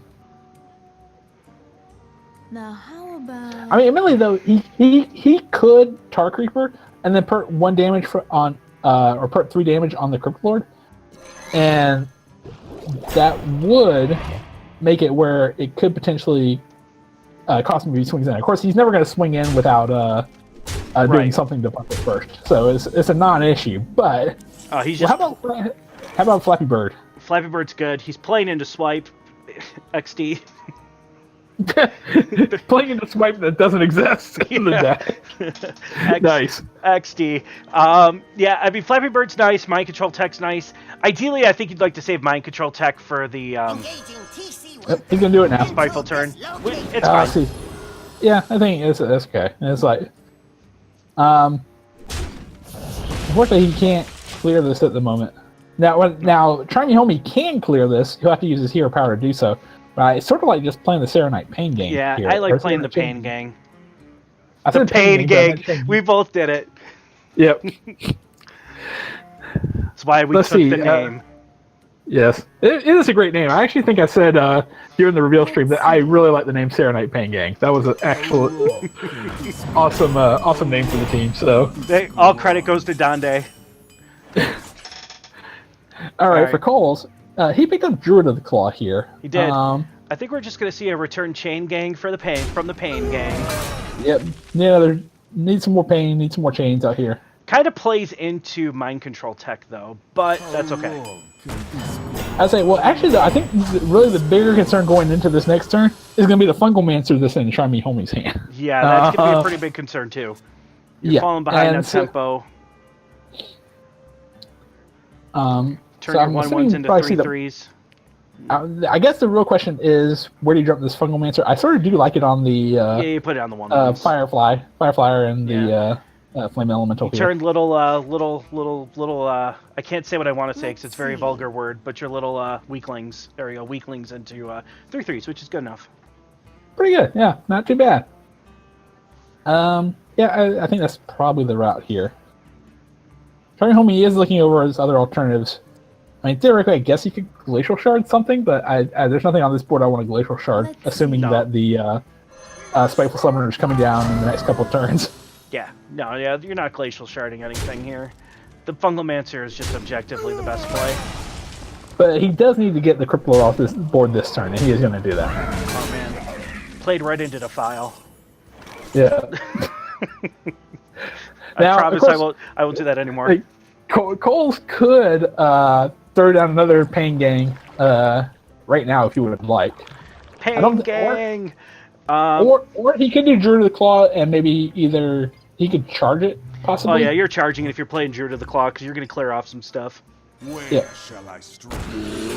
Oh, actually, he's taunting. He is taunting up. I mean, he can clear a good portion of this. Yeah, you as know it is right now. Yeah. I would proceed to see the Fungal Mancer go down, but okay. Well, I guess no, because now that means without using the hero power, goodness, have we seen all 4 Chain Gangs by turn 5 for both players? Turn 6. Oh my gosh. Okay. We see a lot of it. Now, he could play the Chain Gang and clear the Druid of the Claw, but it will cost him his board except for the 2/3s. That'll be left over.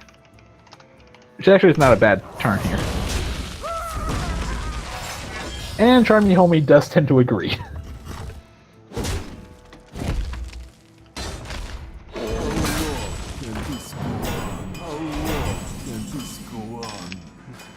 Alright. So Coles, this turn how long can this go on? We have seen a total of 8 Serenite Pain Gangs in the first 6 turns of this match. And might we add, no Spiteful Summoner. Spiteful Summoner is overrated. Alright, so Coles can clear one of these off. He could also play the Crypt Lord if you would like here. Or he could just say Malfurion and let's go. Throw a couple 1/3s down. Get ready for whatever may be coming down the road. Or not 1/3s. Get the 1/2 spiders if he does that. Yeah, the spiders are nice. I mean, I don't know how much they really matter. I think you're just going to take the 1/5s. Yeah, that's a golden Lich King. My man Coles is balling. Yeah, wow. That is nice. Look at that. Let's admire that animation for a second. We wait for this play to come out, man. That's a nice animation. But yeah, Really is. I think, I mean, okay, so you could Crypt Lord here into the Malfurion, which will buff your Crypt Lord by 2. You could just play the Malfurion for tempo, upgrade your hero power for clearing stuff. You got a lot of options, and I don't think any of them are necessarily wrong. You could squeeze in the hero power with this line of play too. And actually, freezing out one of the 2/3s and clearing the other one would actually set it up here so that he can Malfurion the next turn. And then, actually, keeps the entire board here based on that. So he's running low on cards, but it doesn't matter because he's got the Ultimate Infestation. But he's a few turns away from playing it. Yeah, he is. It's like, for Coles here, he has some pretty difficult options here. I mean, he's one turn away from Lich King right now, so he cannot Lich King that down. He could potentially Spellbreaker the Crypt Lord if he would like, but I think you probably want to save that for something more substantial. In this deck, what is more substantial? I don't think there's a better target, because like if you Spellbreaker Spiteful Summoner target, it's still a 10 mana whatever it is, and there's nothing that you target that has like a huge effect. Like what if Charming Homie has his own Lich King? That's a good point. Time waits for no one. Let's see. I mean, he may not have I mean, we don't know Charming Homie's deck list, but Yeah, that's a good point. Lich King is worth a silence. And you're developing Flappy Bird, so... Sorry. The swipe! Oh my god, I just saw it! We were just oh, certainly there's no swipe in these decks. Yeah. Okay, we stand corrected. He played Apparently into, there's a swipe. He was played into He swipe. played into swipe. What if? I didn't even think it was possible, but here we are. So now I'm wondering if Charming Home is even playing Spiteful deck right now. I don't know. Maybe this is just mid-range Druid with a bunch of really good cards. That is a deck. Muzzy made that a deck, so it's possible. We didn't see any of the buffs though. We didn't see any of the Power of the Wild. We didn't see any of the Savage Roars, the Branching Paths. I mean, we're only a third of the way through the deck so far. So I mean, maybe it's still there, but well, if you're gonna do this, why are you? I don't see why you didn't play the swipe. Why are you not playing the swipe? I don't. I mean, well, he's never getting through this to hit you in the face, right? So. No, he's not. So I guess it's not the biggest thing in the world, but. And why not? 2 more 1/5s. Oh, here comes the Lich King. The Lich King is coming down this turn. Unfortunately, Flappy Bird's got to hit something. Yep.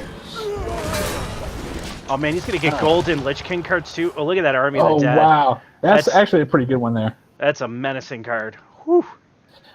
Now, interestingly enough, the swipe can actually clear this board if he's willing to use his face to take 8.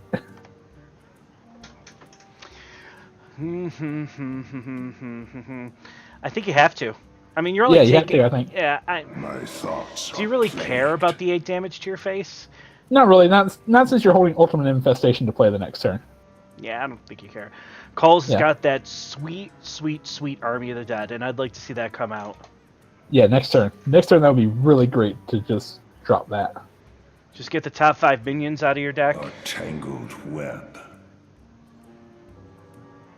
Of course, what does he have left? Because we haven't seen either Spiteful Summoner. We haven't seen... I mean, theoretically, actually, I see where Charmy Homie is thinking here. He could Fungalmancer one of these, but it looks like... let's see. Actually, he's going to Fungalmancer anyway, I think, here. Yeah, Fungalmancer works. Well, but he's going to lose 2 of his minions to do this. He'll get through it, but that's why I sort of like the face play here, I think. Oh, this is totally fine. Yeah, no, that's perfect then. Oh, this is totally fine. The face play... Army of the doesn't Dead leave much of a board. Yeah, Army of the Dead I think is an excellent play here. I think I want to see that come down. Oh yeah, for sure. For sure. And you know what? Even play the Crypt Lord just for to get a huge help on it first. So, Crypt Lord into Army of the Dead sounds pretty good here. Yeah. I like it. I mean, there's not many other plays that you can make that are going to be as much tempo. No, He this is sees gonna be it. a Come huge on. amount. Come on, Coles. You see it. Make us proud. Make us proud. The scourge will devour all. Let's see what he gets here. Oh, he's doing it. There's one. Kelseth, All right, kind of a punish. okay. Yeah, a Through little the bit. side, That's kind not of a good. punish. Ooh, Flappy Bird's Flappy good. Bird. Oh wow, this might be rough. Oh my gosh, that may be the 5 worst targets for. They're not Army of the bad. Dead. I mean, think about it this way. He's got the Fungal Mancer in hand. He's got a Spellbreaker for silence. True. So he's got to okay. clear out the 3-2, and then he can silence the 3-7, push 5 with the Flappy Bird, and get what? Maybe Wind Fury on it, push another 5. Possibly. Charming Homie can clear the Crypt Lord. He would take the 3-2, the 3-6, and an Ultimate Infestation. Yep. Which And is probably not bad. And he actually wouldn't lose anything in the process. he would lose his... Yeah, he would not lose anything in the process. You are correct. A tangled web. So, I personally think that's the the line. play right. I think that's the play right now. And then he can trade the 2-2 into anything he wants, basically, at that point.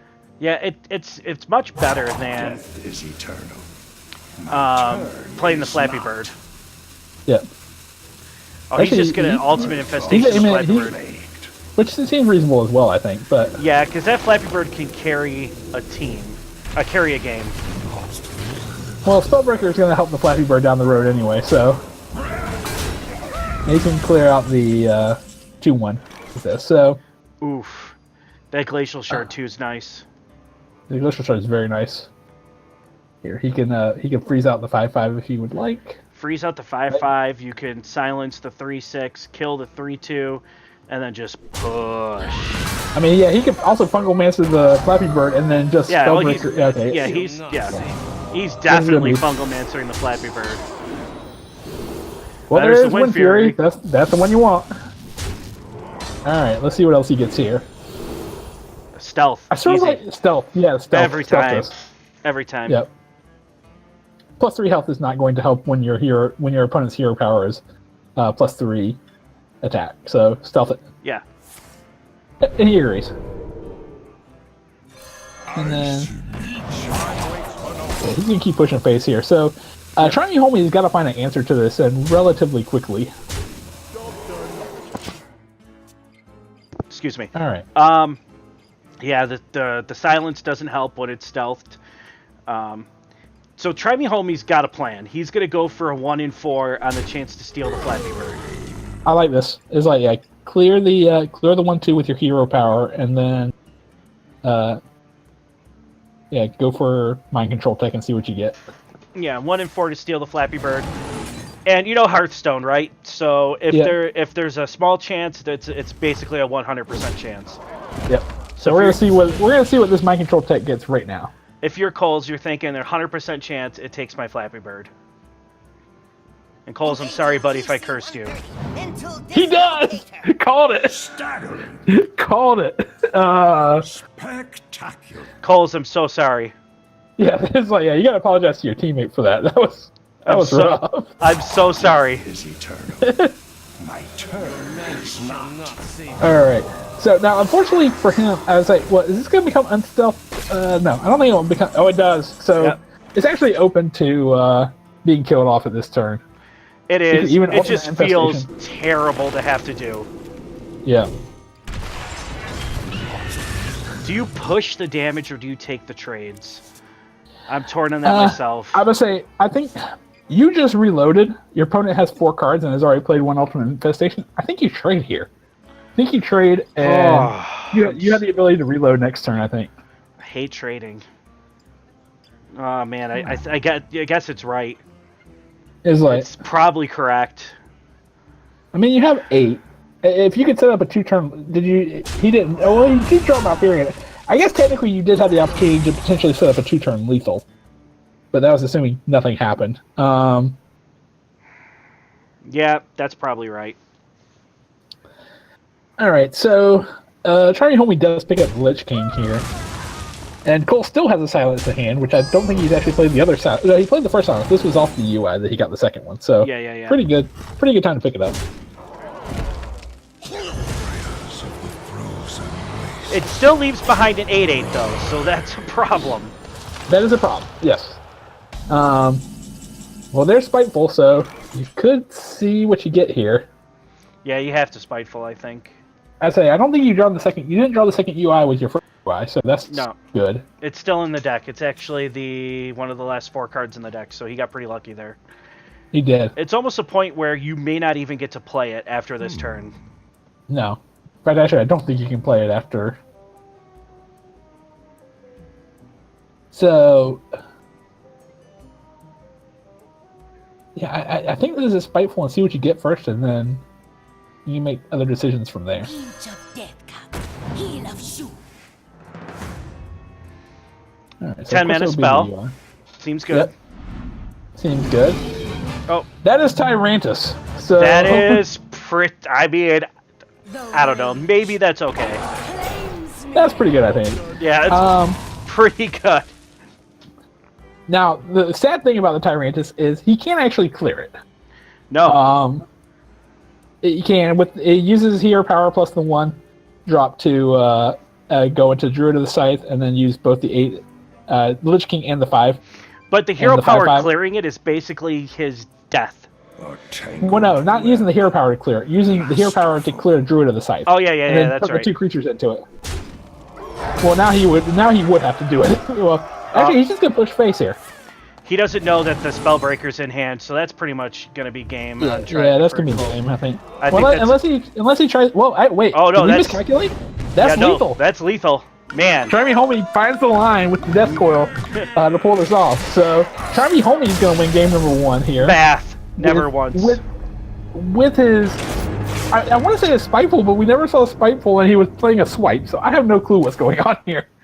With his mid-range druid.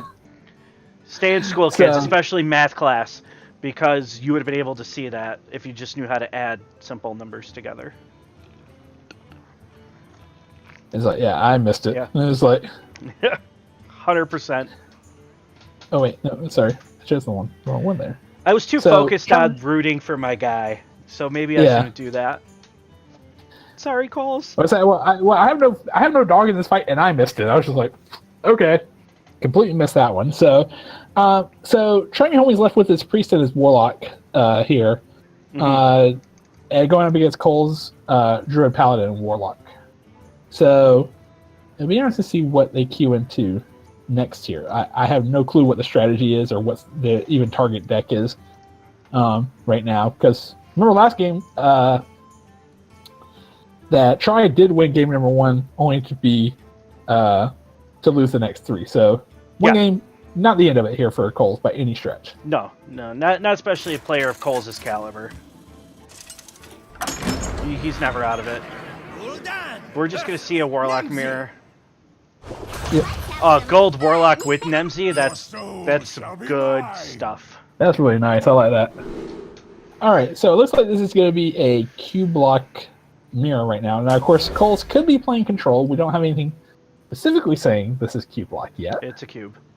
It's a cube. All right. Yeah, it's a cube. Oh, there we go. There's a cube. And with Prince Tal'Daram too. So And a golden Tal'Daram, dude. What a baller. now, wait a minute. What in the world is Charmy Homie doing? Because he has a Shroom Brewer. What is that? I don't even know what this card That does. is Battle Cry. 4 mana for Battle Cry. Restore 4 health. I don't even know what that card does, man. So I have no idea what's going on there. I have no clue either. So that's an interesting. Maybe it's a tech choice against the Paladin. I think that's still up for Coles.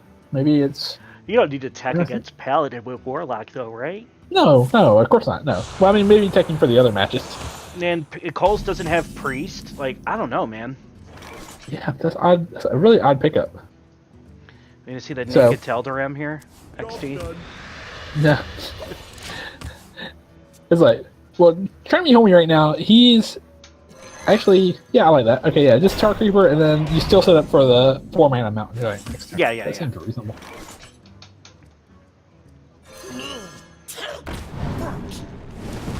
So there's Kobold into Lord Godfrey. He's rocking the Godfrey in the cube. That's an interesting card choice. Yeah. And so is Charmy Homie there. They both got a Lord Godfrey. As of right now, I don't think there's a way for Coles to answer this Mountain Giant. At least not that I see yet. Not that I see. He could faceless it. You He could answer the faceless Mountain it. Giant Get by it. making a Mountain Giant. And then you That's could actually probably cube and then Dark Pact and have 2 Mountain Giants. assuming it next lives turn. to next turn. Yeah, Right. And if it doesn't, you're okay with that too. true. Yeah, actually, I think that's probably the line is faceless it and see put the ball in Try Me Homie's court to see does Try Me Homie push or does he? Actually, looks like Coles might be Skull and Minari here as well. He's going to take 9 damage, but he might be okay with taking the 9 damage because he's holding the Dark Pact. Yep. And he has the Doomguard in hand right now, so Oh yes. And They'll serve Try Me Homie's not running any weapon tech that we could see. Oh, that not hurts. yet. Yeah. Yeah, so actually he'll be able to clear off pretty good. Does that Yeah, actually, Mortal is this a Coil full help clear? him at all? Let's see. Maybe. He's going to run all of his minions into the Mountain Giant, though. Yeah. Which is fine. Yeah, it's fine. It's like, I mean, you're playing for the long game right now, so you know you have to be alive. Whoa, okay. I was not Okay. expecting that. That was a push to the face. Yeah, maybe he's just trying to put his opponent on a clock. Possibly. It's like, I'm trying to see now. Try Me Homie could cube his Mountain Giant now if he would like, after he kills one of these two. Oh, you can't cube a Mountain Giant. Oh, no, a cube. No, I thought you said coin. Right, no, he No, can cube, cube. a Mountain.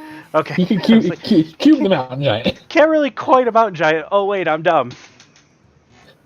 Yeah. So he could definitely cube it. I'm trying to see if there's any awkward clear that I'm just completely missing here. It takes 5. We'll move it to 3. Well, okay. How about the second? All right. So now he has a full clear, Yeah. and actually he could even cube his own Doomguard. Now the catch is he can't break the cube yet. Yeah, no, he can't break the cube. And then you just get silenced and it feels bad. Or your opponent can copy your cube and then get more more Doom Guards. Yeah, I don't think you cube it unless you can break the cube. Honestly, I'm sort of looking at that Tar Creeper right now and just say Tar Creeper push face. Yeah.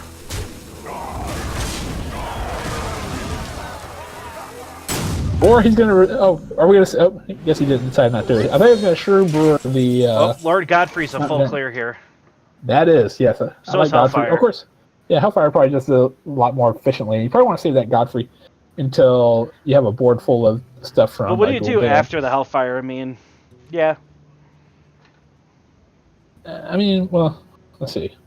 So thinking about Telda ramming here and just make it a 3D3 charge? Like, that doesn't make any sense, does it? I don't think so. He is actually gonna.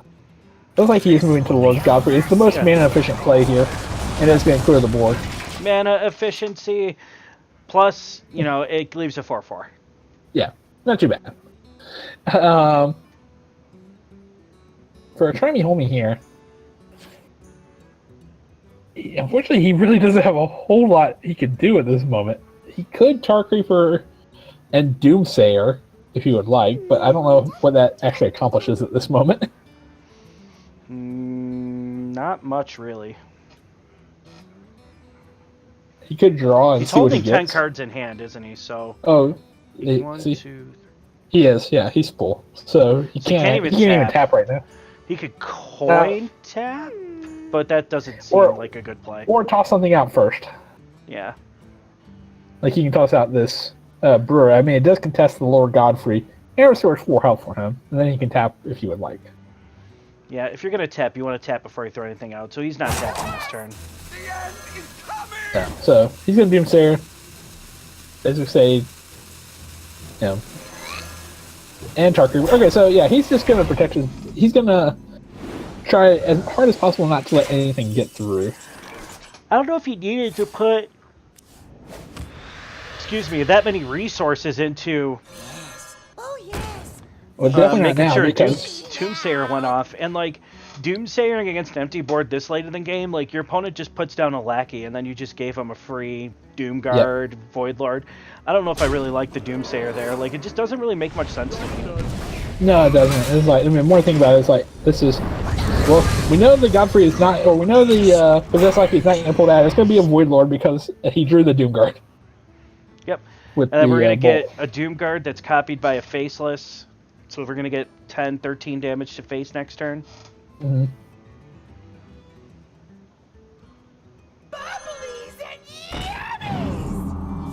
I still don't really see what the Shroomberer does. If we I don't have him either. on for an interview, I'm going to ask him. I'm going to write that down. Yeah, Ask about Shroomberer. I don't understand that at all. Chat, if you know why Shroomberer's in this deck, Hockey's in the chat. Hockey would know why Shroomberer's in there. He plays a lot of weird stuff. Oh, sorry. That was my mouse. I hit my mouse. Oh. Shroomberer. All right, so actually he could Taldaram and Faceless Manipulator. That would move 10, 13, 16 to the face right now and set up for Gul'dan a couple turns down the road. I think Whenever you he want to draws it. Taldaram your cubes, but yeah, that's not unreasonable. So many possibilities. We haven't actually seen a cube of his, have we? We haven't yet, but they're there. Tapping first, like a pro. Yep, nice. All right, he's gonna push face. He says, you know, he is setting up lethal here if Try Me Homie has no answer. Like, he's got Coin Gul'dan, but that only summons one Doom Guard. It does give him 5 health, which is not to be understated. Trying to think here. Let's see. Actually, if he moves the Shroomberer into the Void Lord, that will be 1. He needs something with 3 health to activate Godfrey again. He would need something with 2 health. Well, no, he'll have something with 1 health. With Right. Wow, well played. I wonder. Impressive. You win Yep. this time. All right, so Charlie Homie says he has no answer, so Coles is going to win game number 2.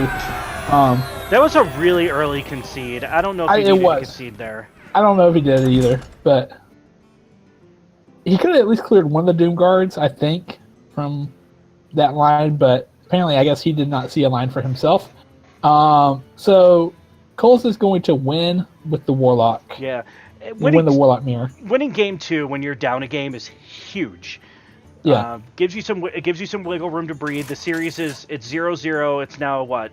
A best of 3, you know? Yep. It's like, so Cole's now left with Druid Paladin. We know the Druid is spiteful. Let's have some fun. I must protect the wild. Okay, so we're gonna see a Druid be Those spicy Bittertide Hydras. luck. Wow, actually, we did not see that match one. We did not see the Yeah. Bitter Tides. They're better on against Priest and the slower decks. Good point. Yeah, just a big 5/5, a big 8/8. Sorry, 5-mana 8/8. It says answer. 5-mana 8, pretty good. Yep, not too bad. Early, I think we're just gonna see a bunch of hero powering For now, yeah. to Cole's hitting face. I don't see a whole lot yet. I mean, Coles could draw. He could develop a 4/2 next turn. I mean, it's not going to charge in anything, but he could still develop it. He could, absolutely. Unless he gets a greedy spite. No, yeah, he'll probably just develop the 4/2. Yeah, I think it's reasonable. Yep. 4/2, ready to roll whenever called upon. Ready to Rizzle. Cobalt Librarian is pretty good here. It's going to upgrade Wow, one actually, of his spellstones. This is actually really good because I think, well, no, he can't. No, he can. I think he can still Doomsayer this turn and set up for potentially a clear board with the Mountain Giant, and he's going to do that. Absolutely. The Spellbreaker's going to change those plans, though. Yep. Spellbreaking the Doomsayer seems pretty decent here. I like Spellbreaking the Doomsayer. It's one extra minion that sticks around. Oh, apparently it's a tech for mage, says MMI, the Shroomberer. Oh, okay. But there's no mage. Wait. There's no mage. Yeah, there's no mage. No mage is being played right now. All right. Well, Try Me Homie has the option to set up basically the exact same turn this turn. He can use the 2/1 to clear the 4/2 and then drop the Doomsayer again. Say, okay, do you have a second one this time? I think you just play the Mountain Giant. And like, yeah, that would be an option too. Just leave it with 4/3 up.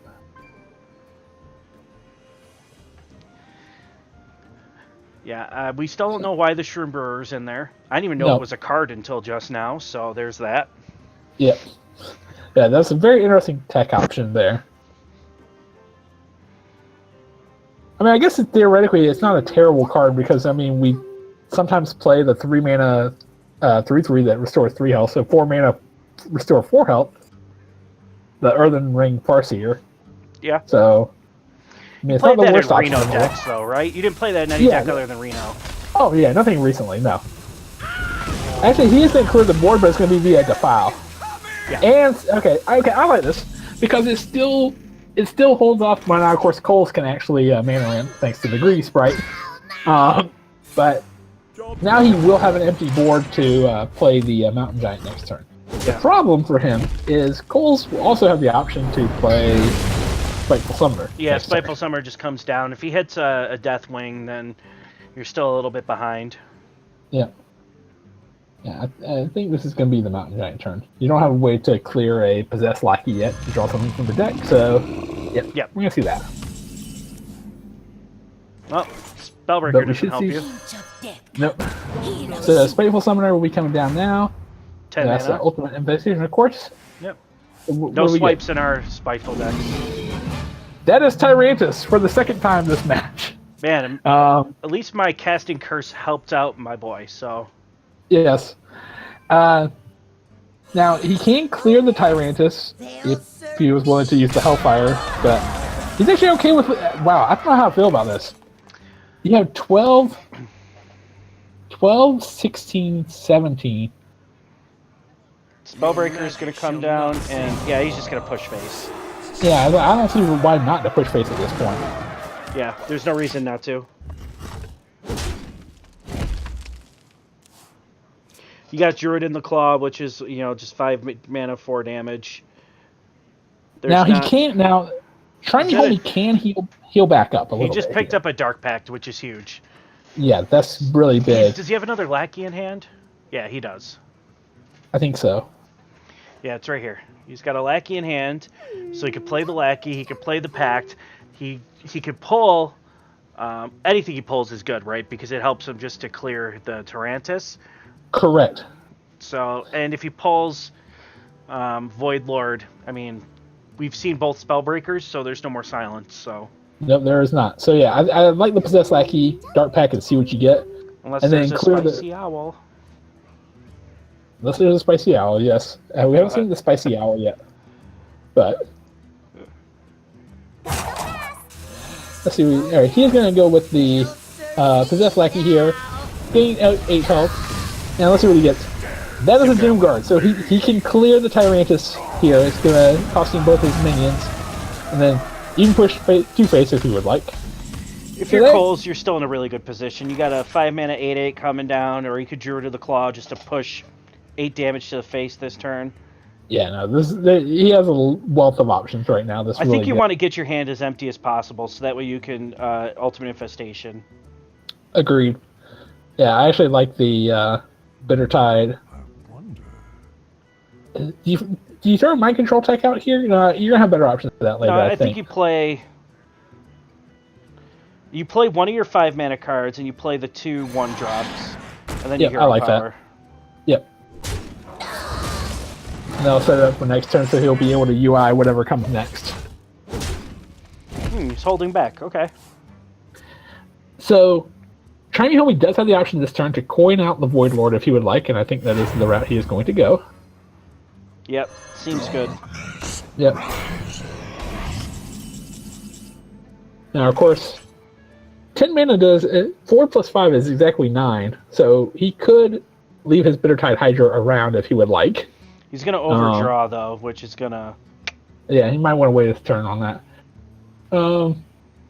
Which is why I thought mean, you he- played out the. He could charge the Druid of the Claw and Hero Power. The Bittertide Hydra plus the Hero Power will take down the Void Lord, and then he could charge and clear 2 of the Void Walkers that are going to be remaining afterwards if he would like. And then he can even drop a couple 1/1s or like 3 1/1s if he would like. I think he's just gonna overdraw the card. Yeah, he'll overdraw 1 here. There's Lich King.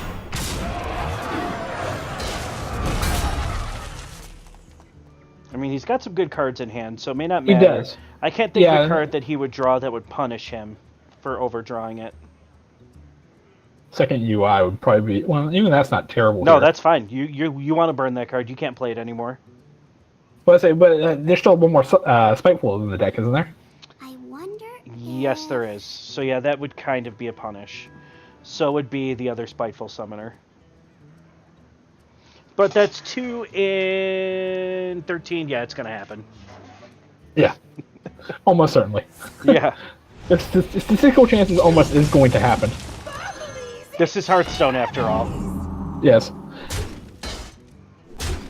My hand is too. Okay, Vicious Legend, that's an okay burn. You have no problem burning that one. Yeah, I don't think you're too upset. I like playing out the Lich King here. Just getting some big boys on board. Do you want to play the Lich King, though? Because unless you get rid of something else out of your hand, you're going to overdraw again. You are going to overdraw. But you can get rid of... Nope, you can't get rid of the 2 1-drops, so never mind. Yeah, well, you could. Yeah, Lich King, Firefly, Flame Elemental. That will Okay, clear one spot. 1 spot, but then you'll be at 8. Yeah, you'll be fine. Yeah. Yeah, I think it is Lich King, Firefly, Flame Elemental. He's actually going to do Crypt Lord, it looks like, here. Crypt Lord's good too, because if Gul'dan comes down, it can block some of the damage coming in. So, I'm fine with that. He's going to charge this. Time waits for no one. Yeah. We're just going to see some good Firefly, Yep. and then Flame Elemental. Now, unfortunately, this might be playing into Charmy Homie's hand, because he's holding Lord Godfrey. Yes. It's That's like, gonna be this 2, might... 4, 6. So it's going to clear the board, mostly. It's going to deal 9 damage to Coles' face. Yep. If he puts the Shroom Brewer into the Crypt Lord first, I think it's actually a full... Yep. He sees that. That's a full clear. 9 damage to Coles' face. That is huge. But there's not a lot of follow-up after that, so you just have a 4/4 on the board. No, there's not. I mean, he did just draw the Void Lord, so that's...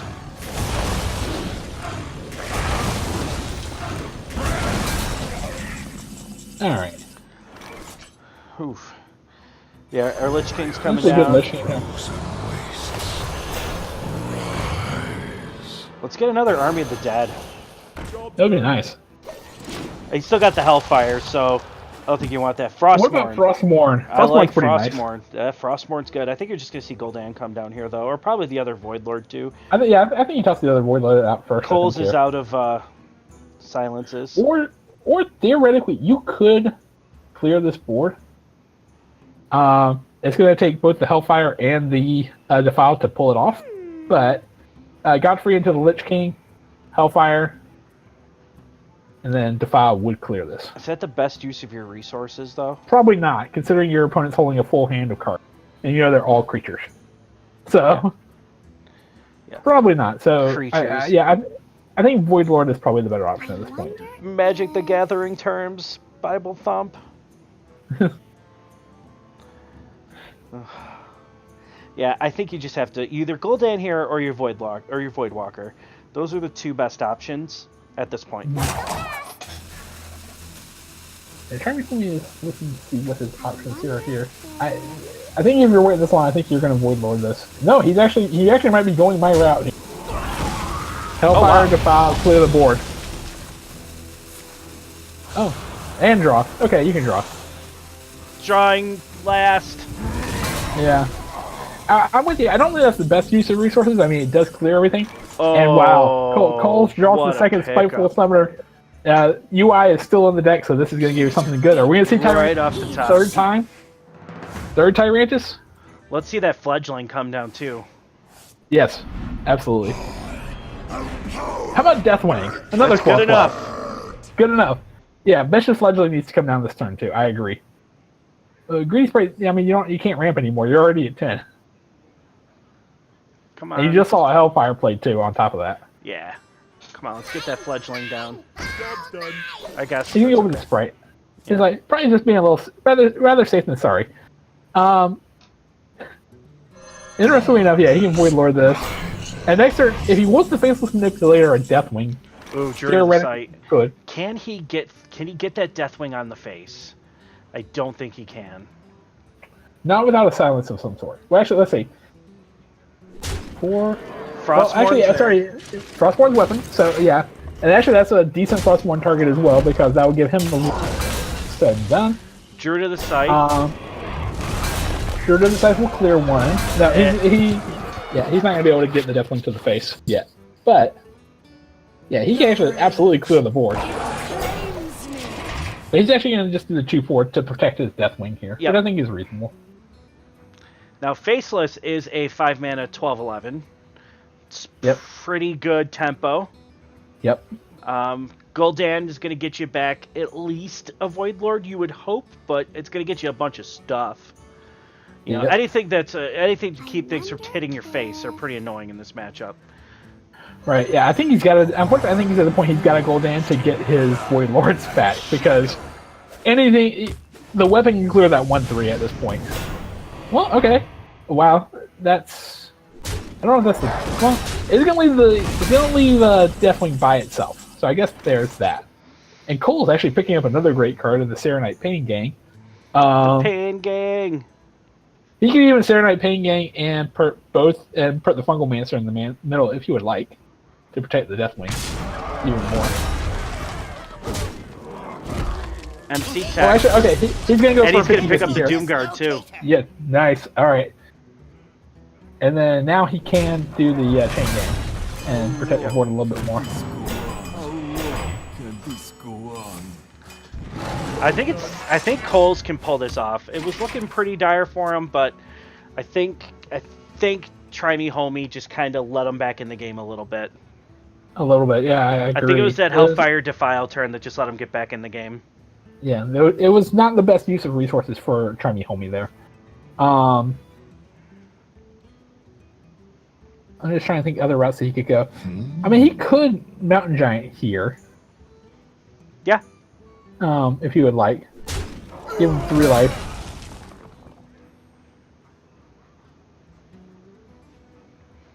Or, I mean, he can't Faceless Manipulator this as well. He'll have a 1/3 up. He could Faceless his own Void Lord. That's probably the best play he can make this. Actually, yeah, I think you're correct on this.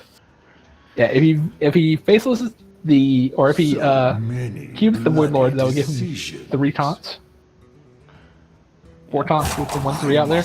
And then he can still hero power.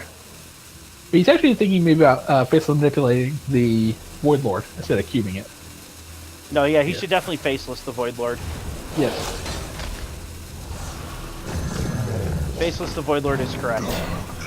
Yes. I think Tiny Homie's trying to set up a lethal push here. Now, unfortunately for him, Coles has only 1 charge on Frostmourne, so if he hits anything, he's going to get a Void Lord himself. Yes. Here. And So a couple of Void Walkers as well. Yeah. He's got a Fungal Mancer in hand too, so he can push a lot of damage once he clears off these Void Lords, which are annoying. Yep. But until Try Me Homie picks up another Dark Pact, they're not that annoying. Actually, when I think Coles might have to go into the 1/3. I don't think he can go. I don't think he can go into the 3/7. He's going to pick up another Void Guard because he's going to put in. He has to. Okay, yeah, you're right. Yeah, so yeah, he can use the Doom Guard and then use the weapon and pick up a second Void Lord. Yeah, I think he sees that. He can even put in the Chain Gang into it. Whoa! Why is he doing the 1/3? That's not enough. Yeah, no, I definitely would like to see especially if you're gonna do that. I would like. This is fine too. Yeah, it is. Actually, yeah, the Fungal Mancer does make that a little bit nicer play there. That's fine too. I mean, the Doom Guards are okay. Not the Doom Guards. I'm sorry, the Void Walkers. I mean, you're right. I mean, he did have to think about his health. If you're at 6, well, he already used he'd just be 2 turns away from Gul'dan hero power killing him, and he'd have no way to get through. So maybe that's why you don't do that. Yeah, actually, the more I think about it, that probably is the better option here. Now, Shiny Homie does pick up the Skull of the Minari here, So he will have a Doomguard next turn. And I feel like there's lethal somewhere on this board, but I'll There's never gotta see be. It's like, let's see. I'll never see He it. has- let's see. So he can clear all 5, and Deathwing. Well, no, actually, the Deathwing is going to be stopped by the Tar Creeper.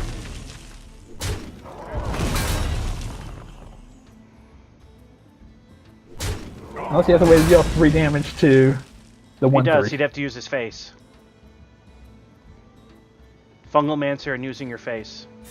Oh, that would work, yes. Alright, so he can push 12 here. And then, if he wants to toss down Leroy Jenkins, he could very easily.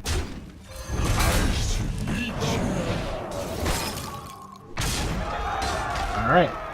So now he's setting up a lethal attack the next turn. And as of right now, Yeah, he's gonna get it too. yeah, he's going to get it. Yeah, there's no way for Try Me Homie to get through this board as is right now. Very well played by Coles, finding the lines there. Very well. Yes, absolutely. He can heal. He can heal. 5 He can heals heal a twice. lot. He can heal 8 damage up to 21. It's still not enough. No, I think as long as the Death Wing is out there, yeah, I just don't see a line here.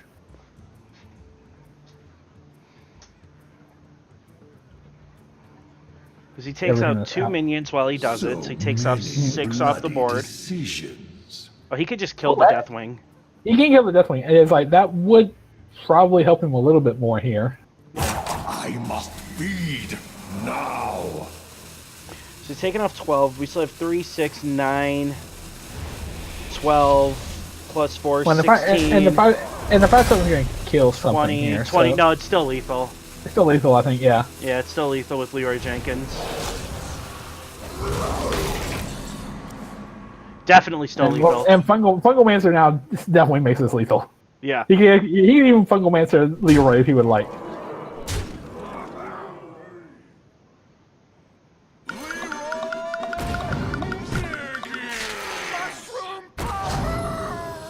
Yeah. Yeah, that's what It was lethal beforehand, but yeah, this is definitely lethal. Lethal. All right, so Cole's gonna win game number 3. This time winning with his Druid, so he is only left with Paladin. I gotta say, in 2 possible games, I do like the Paladin winning at least one of those. Here's the thing, though. Paladin's got to go up against Priest and Warlock. It does. Which is pretty rough matchups for Paladin. So, I mean, if you're Try Me Homie right now, you know you got Paladin left. You got 2 decks that do really well against Paladin. I mean, you're feeling okay. And that's it's pretty not good. it's not a great spot for Coles to be in. No, it's definitely not. But it's like I'm assuming that Try Me Homie is probably going to load back in with the Warlock here to start off with. Let's see. No, actually, he's going to load in with the Priest. No, to start Priest off with. has just an insane matchup against Paladin. And he's I don't already know got that the Twilight Druid and the Acidic Swamp Ooze. I mean, Oh yeah, this is a pretty decent start here. Coles, of course, it looks like is playing even Paladin, so we should be seeing again. There we go. gold again. Dude, how many What? gold and legendaries does Homie have? I don't know, Someone injured? but Charmy Homie actually picked up a nice turn 1 play, especially against a 1-mana hero Let's power. check out this. Or share. Let's check out this gold Greymane. Yeah, at that's that. actually really nice. That is really nice. I think Lich King is better, but it's close. What a role player. Yeah. You don't even want to make the 1-mana 1/1. It feels so No, bad. you don't. No, I wouldn't even do it. It's like, don't give your opponent a free draw for basically nothing. But of course, Charmy Homie, he still gets a draw out of this because he could Power Word Shield if he would like. Yeah, he's definitely He going will. to.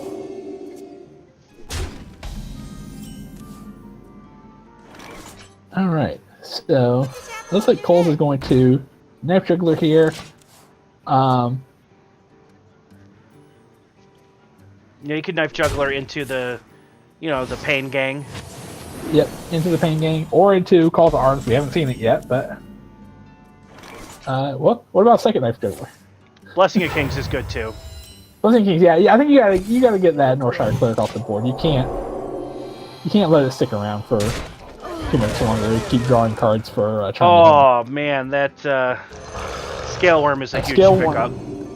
Yeah, that was a nice pickup. So he's going to clear this, which will leave Cole's pretty free to do Serenite Chain Gang if you would like, but it looks like he may Knife Juggler. Actually, he decides he's going to Serenite Chain Gang here. Yeah, the chain gang, I like it. It's better against a priest because the priests, they have the acolytes. Oh, the pyromancers, rather, sorry. Yeah. So, Ooh, there's the try valley. homies Twilight Drake. Yeah, there's the Valenier. I was just going Looks to try like and make he- as wide of a board as possible for Tarim. Yep, I like this. And there's the card Well- that every paladin hates. Yep, there it is. Deathbreaker's going to come down, clear up this board really nicely. He'll even be able to heal the Twilight Drake here and be able to push 4. So, so the question now, I think, for Coles is, do you just quit that Valenier and start killing, or he's actually for You drop that Greymane. He's a good dude. He's a Trades good well dude. with both of those minions, I guess. Unless he gets a death off the Shadow Visions. Yeah, if he gets death off that, would probably not. But I guess the question for Charming Homie, since he's playing this combo Mind Blast Control Priest thing, does he even want to see the death? He might want to see just another Mind Blast at this point. No, you want to see a death. You don't win this matchup by mind blasting the paladin down. You win it by running them out of resources and stuff. True. So True. when I play a lot of this Dragon Priest on ladder, and against paladins, I don't really make mind blasts with my Shadow Visions. I'll make hymns with it usually. Well, he does get the Shadow Word Death, so he can Shadow Word Death this, or he can, if he wants to do a Shadow Vision Strain, he can do that too. Yeah, I think the Shadow Word Death seems like the most obvious answer here. Yeah, it was. He played the Pyromancer to hedge against not finding the death, so he could just run his Twilight into it.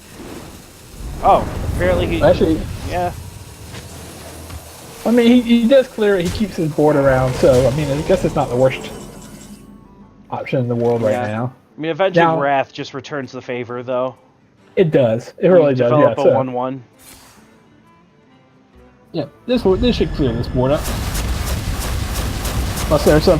Holy! Oh, I was about to say that last hit. I was about to say, is it actually going to miss the 4/1? Like, goodness gracious. Unlucky. Yeah, that was really unlucky. Unlucky.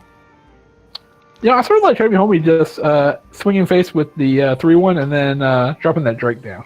Put a 4/8 on the board. You kind of want to save it for a little bit more value. I mean, we're at the point now where the priest has one of his psychic screams, which is just amazing when the paladin wants to make a bunch of tokens, because Yep. then you're shuffling a bunch of just one mana 1/1s into a deck, which is not great. It's time for a little blood. All right, so Cole is going to equip Valimir and kill the dragon, and actually put the Amani Berserker out here as well. Which I mean, I actually like this because it gives him all the options in hand right now when that Valimir goes Death Rattle. Yep. All of them are excellent. A Serenite Pain Gang or Serenite Chain Gang that would turn it into a Serenite Pain Gang. Yes. With a +4/+2. You only don't want it to hit the Tarim, but you're going to Tarim and then swing. Yes, That's fine too. that works too. Let's see what it hits. Yeah, that hit the Tarim, unfortunately. That's like the only thing you didn't really want it to hit. I mean, that's still a really good outcome, right? 6 Right, mana, no, it is. 7/9, set everything Now- else to 3/3. Now, admittedly, I don't know how Valinor works in this case. So, if it would have hit the Serenite Chain Gang, and it would have copied, when both of them died, would he have gotten 2 copies of Valinor back to his hand? Well, they get re-equipped, so it would have re-equipped Valinir twice. Oh, okay, got it. So, or re-equip it the first time, and then unless they both die at the exact same time. Right, it'll re-equip it, right? And then I believe it would re-equip twice, thus giving him a boost in hand and an equipped Valinir. Wow. Okay, that's a pretty nice interaction there. But he's got the Psychic Screams, so ideally you wanted it to hit the Argent Commander, because the Psychic Scream's just going to shuffle that back in the deck, Yeah. and then you're not going to get any value out of the Tarim with the Valinir. All right, so Coles looks like he's just trying to set a board. Now, he has drawn the second Psychic Screen. Do you wait for Tarim, or do you... Do you just psychic scream this board right now? I'm thinking. If it were me, I would. Ooh, it's a tough one. You got the hymns. Do you have any cheap spells? You got the Wild Pyromancer. It's hard to tell with all the cards upside down. Mind Blast. Mind Blast is in hand. 2, 4, 6, 8. Actually, I think you can clear this. You could clear with the Pyromancer, 2 hymns, and a Mind Blast. But he's going to Psychic Scream. Put them all back in the deck. I do like him clearing out one of the Serenite Chain Gangs, so you're not putting 2 Serenite Chain Gangs that's going to get copied later on. Right. So that was actually a good thing to do there. Call to But Arms. he could get a whole bunch of them back right now with Call to Arms, so let's see what he gets. Well, there's one of the Amani Berserkers. Also, And there's one of the 1-mana 1/1s that you don't want to draw. No, you did not. Now, he still has the option. I still think he can clear this with the Wild Pyromancer this turn, if you would like. He can. And you get full value out of the healing to your face. You do. Yeah, I think this is the Wild Pyro turn to just clear everything out. Yeah. What is a loon's will? And Charming Homie looks like he is going to go that here, so... He's got to sequence everything correctly, but... He does. He could save his Mind Blast if he wants, but I don't see any value in that. No, do it. Trigger the first one. Heal. Do another damage. And then even do the second Divine Hymn again. Or if you want to Shadow Word Death, well, actually no, you'll lose your... You gotta Divine Hymn here. You don't have to him, but Death does the same thing as him, and it's 1 mana cheaper. Yeah, and then you have enough to heal your face, heal your thing. So yeah, this seems reasonable. Alright, so for Coles, he actually has a couple options. It looks like he's going to True Silver this. Yeah, he's going to True Silver, kill the Wild Pyro, Argent Commander. Or he's going to Amani, I guess. Amani would be an option. I guess he's trying to build the Tarim board. Yeah. Reporting for duty. Where's the Power Word Shield? Now, Power Word Shield does not, or sorry, Primordial Drake does not clear this board at this very moment. But he could Drake and Shield, and that would give it more health than even the Berserker or the weapon can get through. Now, he doesn't know about the Argent Commander in hand that will help clear it, but... What is a loon's will? That second Psychic Scream, though, is going to be... It's going to hurt. Okay, he's actually going to Power Word Shield the 1/1 here, versus throwing his own money. I mean, he's got, like, a lot of really good options. I don't know why he was going that route, but... Yeah. Skulking Geist. Skulking Geist, unfortunately, against the even Paladin, doesn't do a whole lot. Nope. In fact, actually, nothing. He's going to push... Literal... Yeah, he's going to push a lot of damage this turn. Yeah.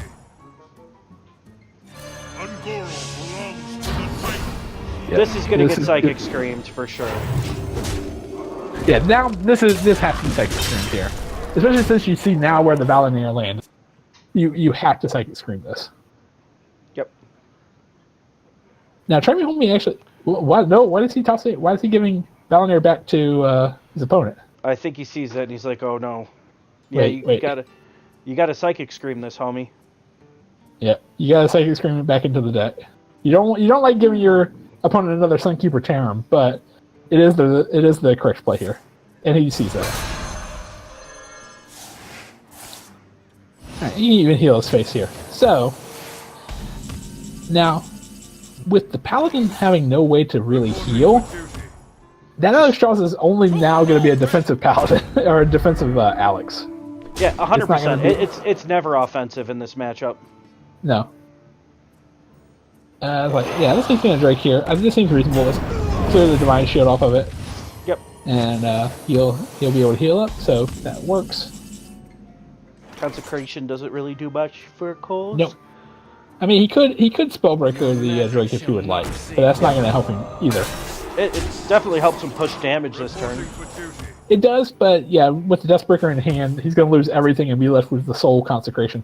In fact, he can even toss a Twilight Drake, or Charming Homie can toss a Twilight Drake after this. But you don't know that the Duskbreaker's there. No, you don't. Yeah. I mean, with only 4 cards in hand, you can't assume Duskbreaker is one of those cards. Yeah, and I think Coles is out of ways to win this matchup. I think he is too, yeah. He has lethal on board and no way to clear it. The battle is over. And he will give it up. So we're going to game number 5 here, and it's going to be... I can't imagine Coles is excited about this. It's going to be the Warlock against the Paladin. Yep. It's definitely not unwinnable, especially because it's not the more defensive Warlock. It is the cube, so Paladins can get through against the cube. So You can, yes. Coles has that going for him. It's not as like backbreaking as a matchup as like the Priest is. Control. The Priest is a hugely unfavorable matchup, and same with like the super control-y type Warlock. All right, so we're going to get into this final match here.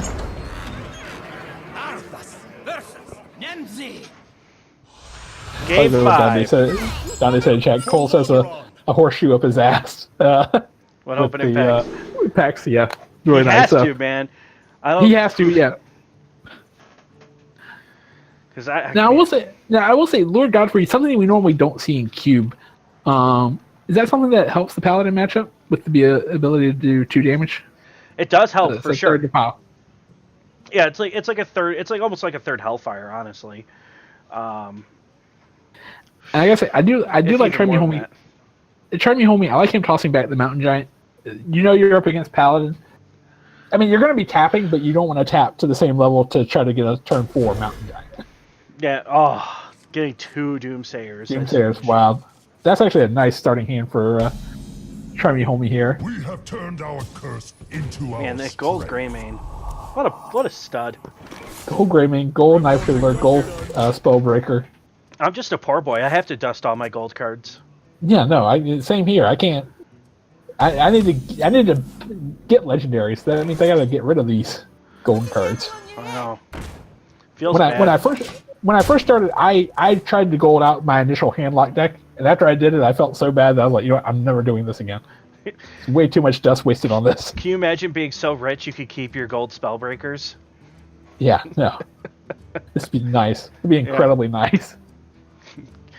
Way to go, Coles. You rich bastard. I think we're just going to see a Doomsayer come down here, honestly. I think so. Yeah, I think you got to see it here Ooh. before turn 4. Oh, all right. A little bit of Seriously, a I mentioned. Taparino. I don't know if that's the right play. Well, He's holding especially both not considering. Spellbreakers. Yeah, because now going to turn 4, what's the Spellbreaker? What's the Doomsayer going to do? Okay, 'Cause now if you he get picked Spellbreaker, up the Hellfire. better. All right, so I mean we're still going to see the Spellbreaker from Coles here. Yep. But then it's all going to get eaten up by the Hellfire here in a moment. But then he's gonna chain gang and then have a reasonable board after. Yeah. Well, there's Mountain Giant, but he's got to clear the board. He cannot leave this board up for another Nope. turn. Now, interestingly enough, if we would like to set up the Mountain Giant, he could have coined. No, he couldn't coin. He was actually mana short. It's a good call to arms. Yeah. Good pickup. Wow, nice. And you can get the Knife Jugular and the Amani Berserker. So pretty nice pickup. there. Hitting the ooze kind of feels bad. Yeah, especially since your opponent has. I mean, he doesn't know his opponent has Valinir, but we know he has not Valinir. Skull of the Minari. Well, actually, Try Me Homie does pick up the second Hellfire, so if he wants to clear this, he could. But it looks like he's actually going to coin out Doomsayer after using the Spellstone.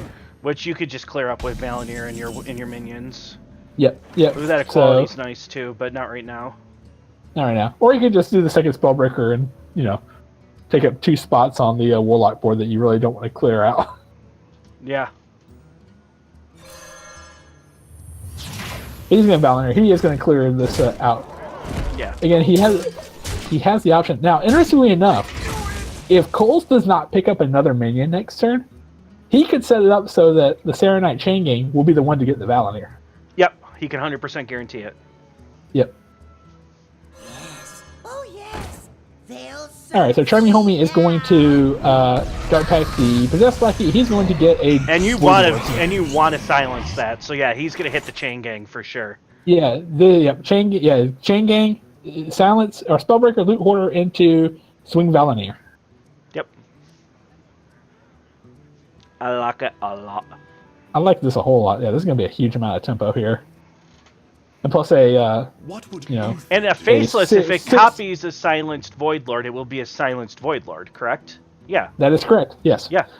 Now, if he cubes the silenced Void Lord, then it Then will it's become fine. two actual Void Lords. Yeah. Right. Nice. Hitting face with the knife, like it. All right. I want to see Loot Hoarder here. What are you doing? This is still fine. He just wants to clear that 3-1. All right. So now he has a 50-50 shot of. Or he could just hold on to the Valinir charge. Or he could. Yeah. He doesn't have to. He doesn't have to play Valinir here, or he doesn't have to swing Valinir. He is not going to. Yeah, he's just gonna Oh, hold the Valinir good charge. good call getting rid of the Void Lord, because he just picked up the Carnivorous Cube. So that would have been a little bit of a punish if he did leave the Void Lord up. Yeah. Well, next turn he could play the Loot Hoarder, swing with the Valinir, drop the Chain Gang. As long as he doesn't pick up a minion that's too expensive. No. Yeah. He's gonna play Skull Luminari. He has no demons in hand for this to be activated, but well, okay. How about Greymane, Loot Hoarder, and then And buff then your yep. Serenite? I like it. has become our greatest strength. Oof. Yep. So you're gonna That get is a really 4 mana 6/5, 12-10. 12/10, yeah, after it copies. Oh, there's the Doomguard. Actually, next turn, he'll be able to copy that with the Faceless Manipulator, so that's pretty decent. You just toss out the Mountain Giant here? I don't see any other option here. Yeah, you do it. Yeah. I think Coles is just gonna go face Areno, but Yeah, no, yeah, especially with 2 6/5 taunts coming down right now. That, oh, by the way, they both give him Valinir. yeah. However, there's not going to be a good Valinir buff target. No, there is not right now. There is no Valinir buff target, unfortunately. For Trimey Homie, the Shroom Brewer actually has somewhat of an effect right now. Not much of one, but he can Faceless Manipulator and even heal himself if he would like this turn. He can clear both these out and clear the Greymane as well. And then heal his face to keep him alive a little bit more. Sadly, no minions there to receive that buff. Nope, nothing. I think he's going to restore the health on his Mountain Giant, to be honest with you. He could do that too. I mean, he's facing 7 on board right now, so, and Coles is not playing Leroy because It's like this is Avenging even. Wrath or even just a Consecrate clears the board. It does. Yeah, he's actually. It looks like he's debating between all his targets right now. He heals face. Ooh. Well, here comes a Blessing of Kings Avenging Wrath. Yeah, this is gonna be a pretty good one for Coles here. I want to see Blessing of Kings and then clear the 4/4 before you drop that Avenging Wrath. But Yeah, we'll see what for happens. sure. You Blessing of Kings, you hit the 4/4 with your face, What? you Avenging Wrath. Actually, technically, you don't even have to do that. You can use Valinir to clear the 4/4, and then Yeah, you hit the 4/4 with your face, yep, and then you... Yep. And then Avenging Wrath. But this works too. Actually, this perks, well, if he clears it first, it'll perk full 8 to the face, but we'll see. At least 6 going to the face right now.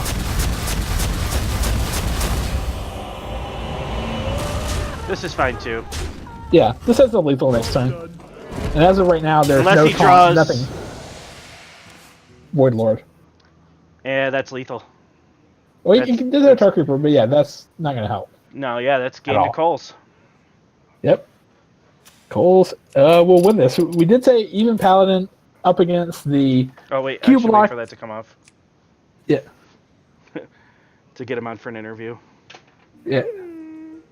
It's, yeah, there's nothing he could do to win. Yep. I think he's looking through all the routes. I mean, he can't even tap to try to find something. He's gonna tap it into his death. Yeah. So Coles is gonna win this 3-2 against what some would say is a very tough matchup. It's not an unwinnable one as you mentioned, but a very tough matchup for Coles the Paladin against that Warlock. But he is gonna take this. So since you're on a team with him, would you like to pull him into the DM for Yeah, let me message him. for a little chat? All right.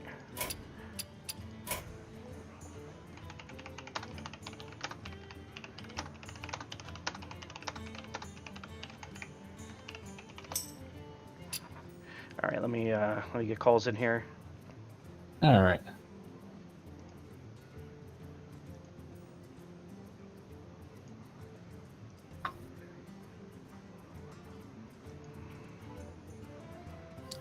It feels when we're not Discord friends. Oh, y'all not Discord friends? Nah. Okay. I just added him as a friend. All right.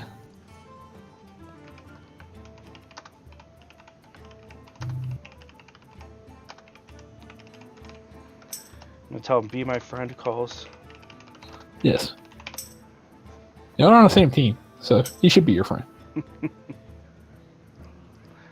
All right. Okay, got him coming in. All right, cool. Coles. Testing. Yes, Oh. we hear you. Oh, Hello. baby. That was a. All right, so just curious. Last match, how much were you sweating when you knew you were going to have to key that paladin into the warlock? Oh, I assumed I lost. Did you just look at your picture of Weird Tom girl. Brady you have hanging next to your computer and just go, pull me through, Tom? If I had one, I would have. Unfortunately, I don't. Oh. Bible pump. So also the other question that we had, if Charmy told me when we would have been able to ask, but now we can ask your reaction to this. What about the 4-mana 4/4? When you saw that come down, were you like, what in the world is that card doing in the deck?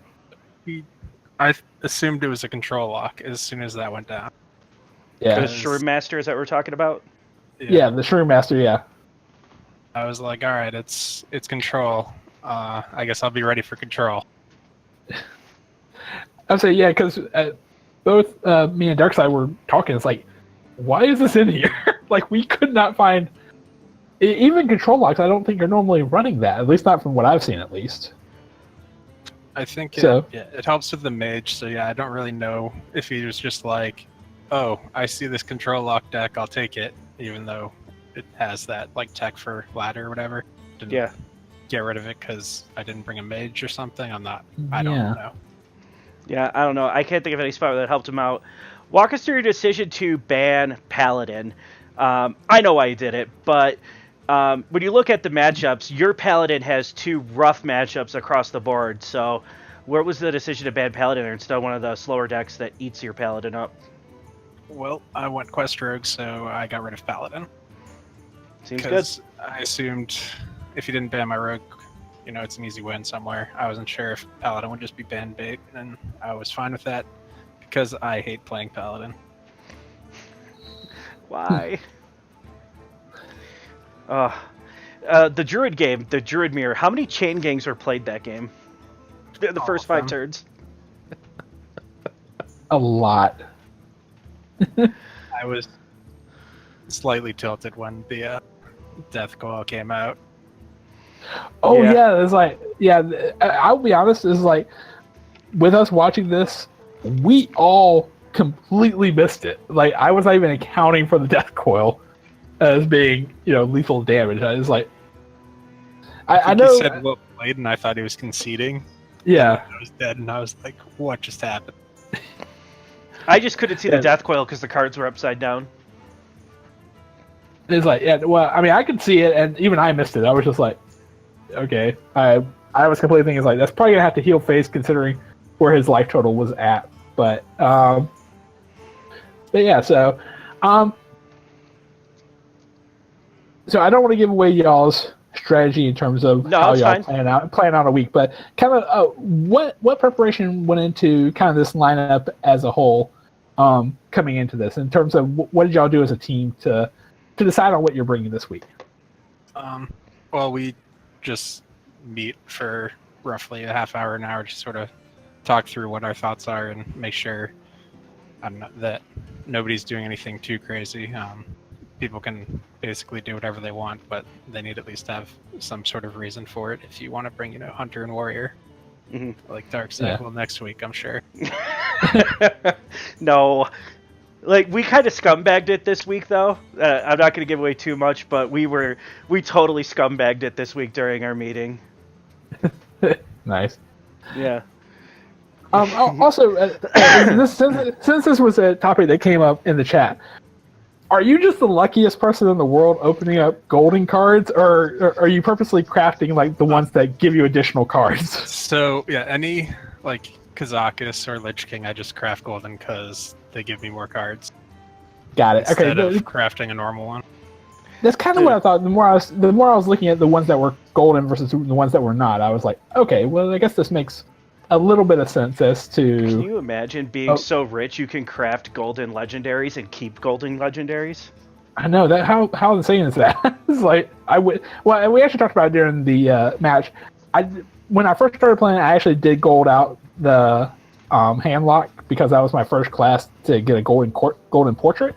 But then after I did it, I was like, I spent like, $100 some odd probably crafting this gold deck. Like, I immediately regretted it and then never crafted another gold deck again. I don't have any full gold decks, just a couple cards that I like here and there. This may come as no surprise to either of you, but I had a full gold hunter deck. And all the cards rotated, so now I have no gold hunter deck. Feels bad. Oh, wow. That is rough. Yeah, it's okay. What era was that? Was that the kind of the original with the Haunted Creepers, all that? No, this was like Rat Packs and Kindly Grandmothers and Cloaked Huntresses and all that stuff, and they all rotated. Okay, so the one that just rotated. Okay, got it. All right. Golden Alley Cats. I miss those guys. Those were cool too. Yeah. Because both of them were gold. So. Yeah, and you had the cute orange cat that was gold. Yes, the one you would never kill. Yes. It's like your opponent's gonna have to kill this one. Then if your opponent had any respect for the gold, for the yellow cat, it's just like, well, I can't kill that one either. So can't feed the cute cat. No, you can't. And you always buff the cute cat with the Razor Maw because you want to give it treats. Yes, absolutely. Okay. Any opinion on this, Coles? I mean, that's the rule that I heard floating around. I always killed the cute cat. You bastard. You animal. Well, in other news, I'm looking for a new 3-seed if any of you guys are interested in joining. I say, only requirement, you have to keep the cute cat. That's the only requirement. Everything else, negligible. Yes. You have to keep the cute cat. I even let a Patriots fan in my Discord, so that's like really the only requirement. All right, so who are we going to see you playing for next week, Cole? I don't know. I guess my options, I'll leave them open. All right, nice. All right. Anyway. Any other questions for the young Coles? I do not have any other questions. Coles, do you have anything for us? I got nothing. All right. Should have well, known. good win. Great win. As I will say, y'all are now back in the series. After that, I believe this puts y'all ahead. Doing quick math in my head real quick. That puts y'all to 10 points, and the 2 points gives Defias up to 11 points. So I think it's going to come down to y'all's last game. Listen, as to who's going to take it this week. Listen, we're never out of any series, okay? No. We're just studs, top to bottom. Yes. I'm going to talk a little trash right now. I know Coles is too modest to do that, but we're just studs from top to bottom. 1-seed stud, 2-seed stud, 3-seed stud, 4-seed, depends on who's there, stud. If me in the 5th seed, that's the only weak spot. Yeah, so it's going to come down to... Oh, actually, this is one I wish we could have gotten on stream. It's going to come down to Arcane and Comp. Watch out for Arcade this year, man. He's doing pretty good. Yeah. Arcane's always really good. It's like... anytime I played him, he's always a tough match. So yeah, nobody wanted him, so I took him. Even though Comp has a much higher PR. PR means nothing in this. No. In this league, so I have a PR of 197. PR doesn't mean anything. Like I have a worse Solanas League PR, but admittedly that's very well deserved. All right. So anyway, with that, I think we are at an end of Friday Night Fights. That is it. Thanks for coming Right, on, so- Coles. Congratulations on the win. Yes. You could stay on my team for one more week. Thank God. Now, see, if you would have lost and killed the cute cat, then I think you're gone. Yeah. But since you got the win, I think you're okay. I really like that then. Yeah. See you guys later. See ya. All right. See you later. All right. So yeah, let's get on out of here. Hopefully, I think the normal Friday Night Fights crew is going to be you and Slimch. It is going to be me and Sledge. Slimch. Yeah, Slimch unfortunately had a issue, I think, with his computer or something. I'm trying to remember. what exactly Something he came told up. me. I'm just going to think it was a Something hot came up, date. yeah. Probably a hot date. Yeah, it's probably a hot date. Hot date. So, so he'll be back with you next week. I will not be here. I won't be here on Tavern Talk either because I have family coming. So, guess any last words, Dirksy? I'm all Darkside? set. I'll see you boys next week. All right. Until next week. Goodbye, everybody. See ya.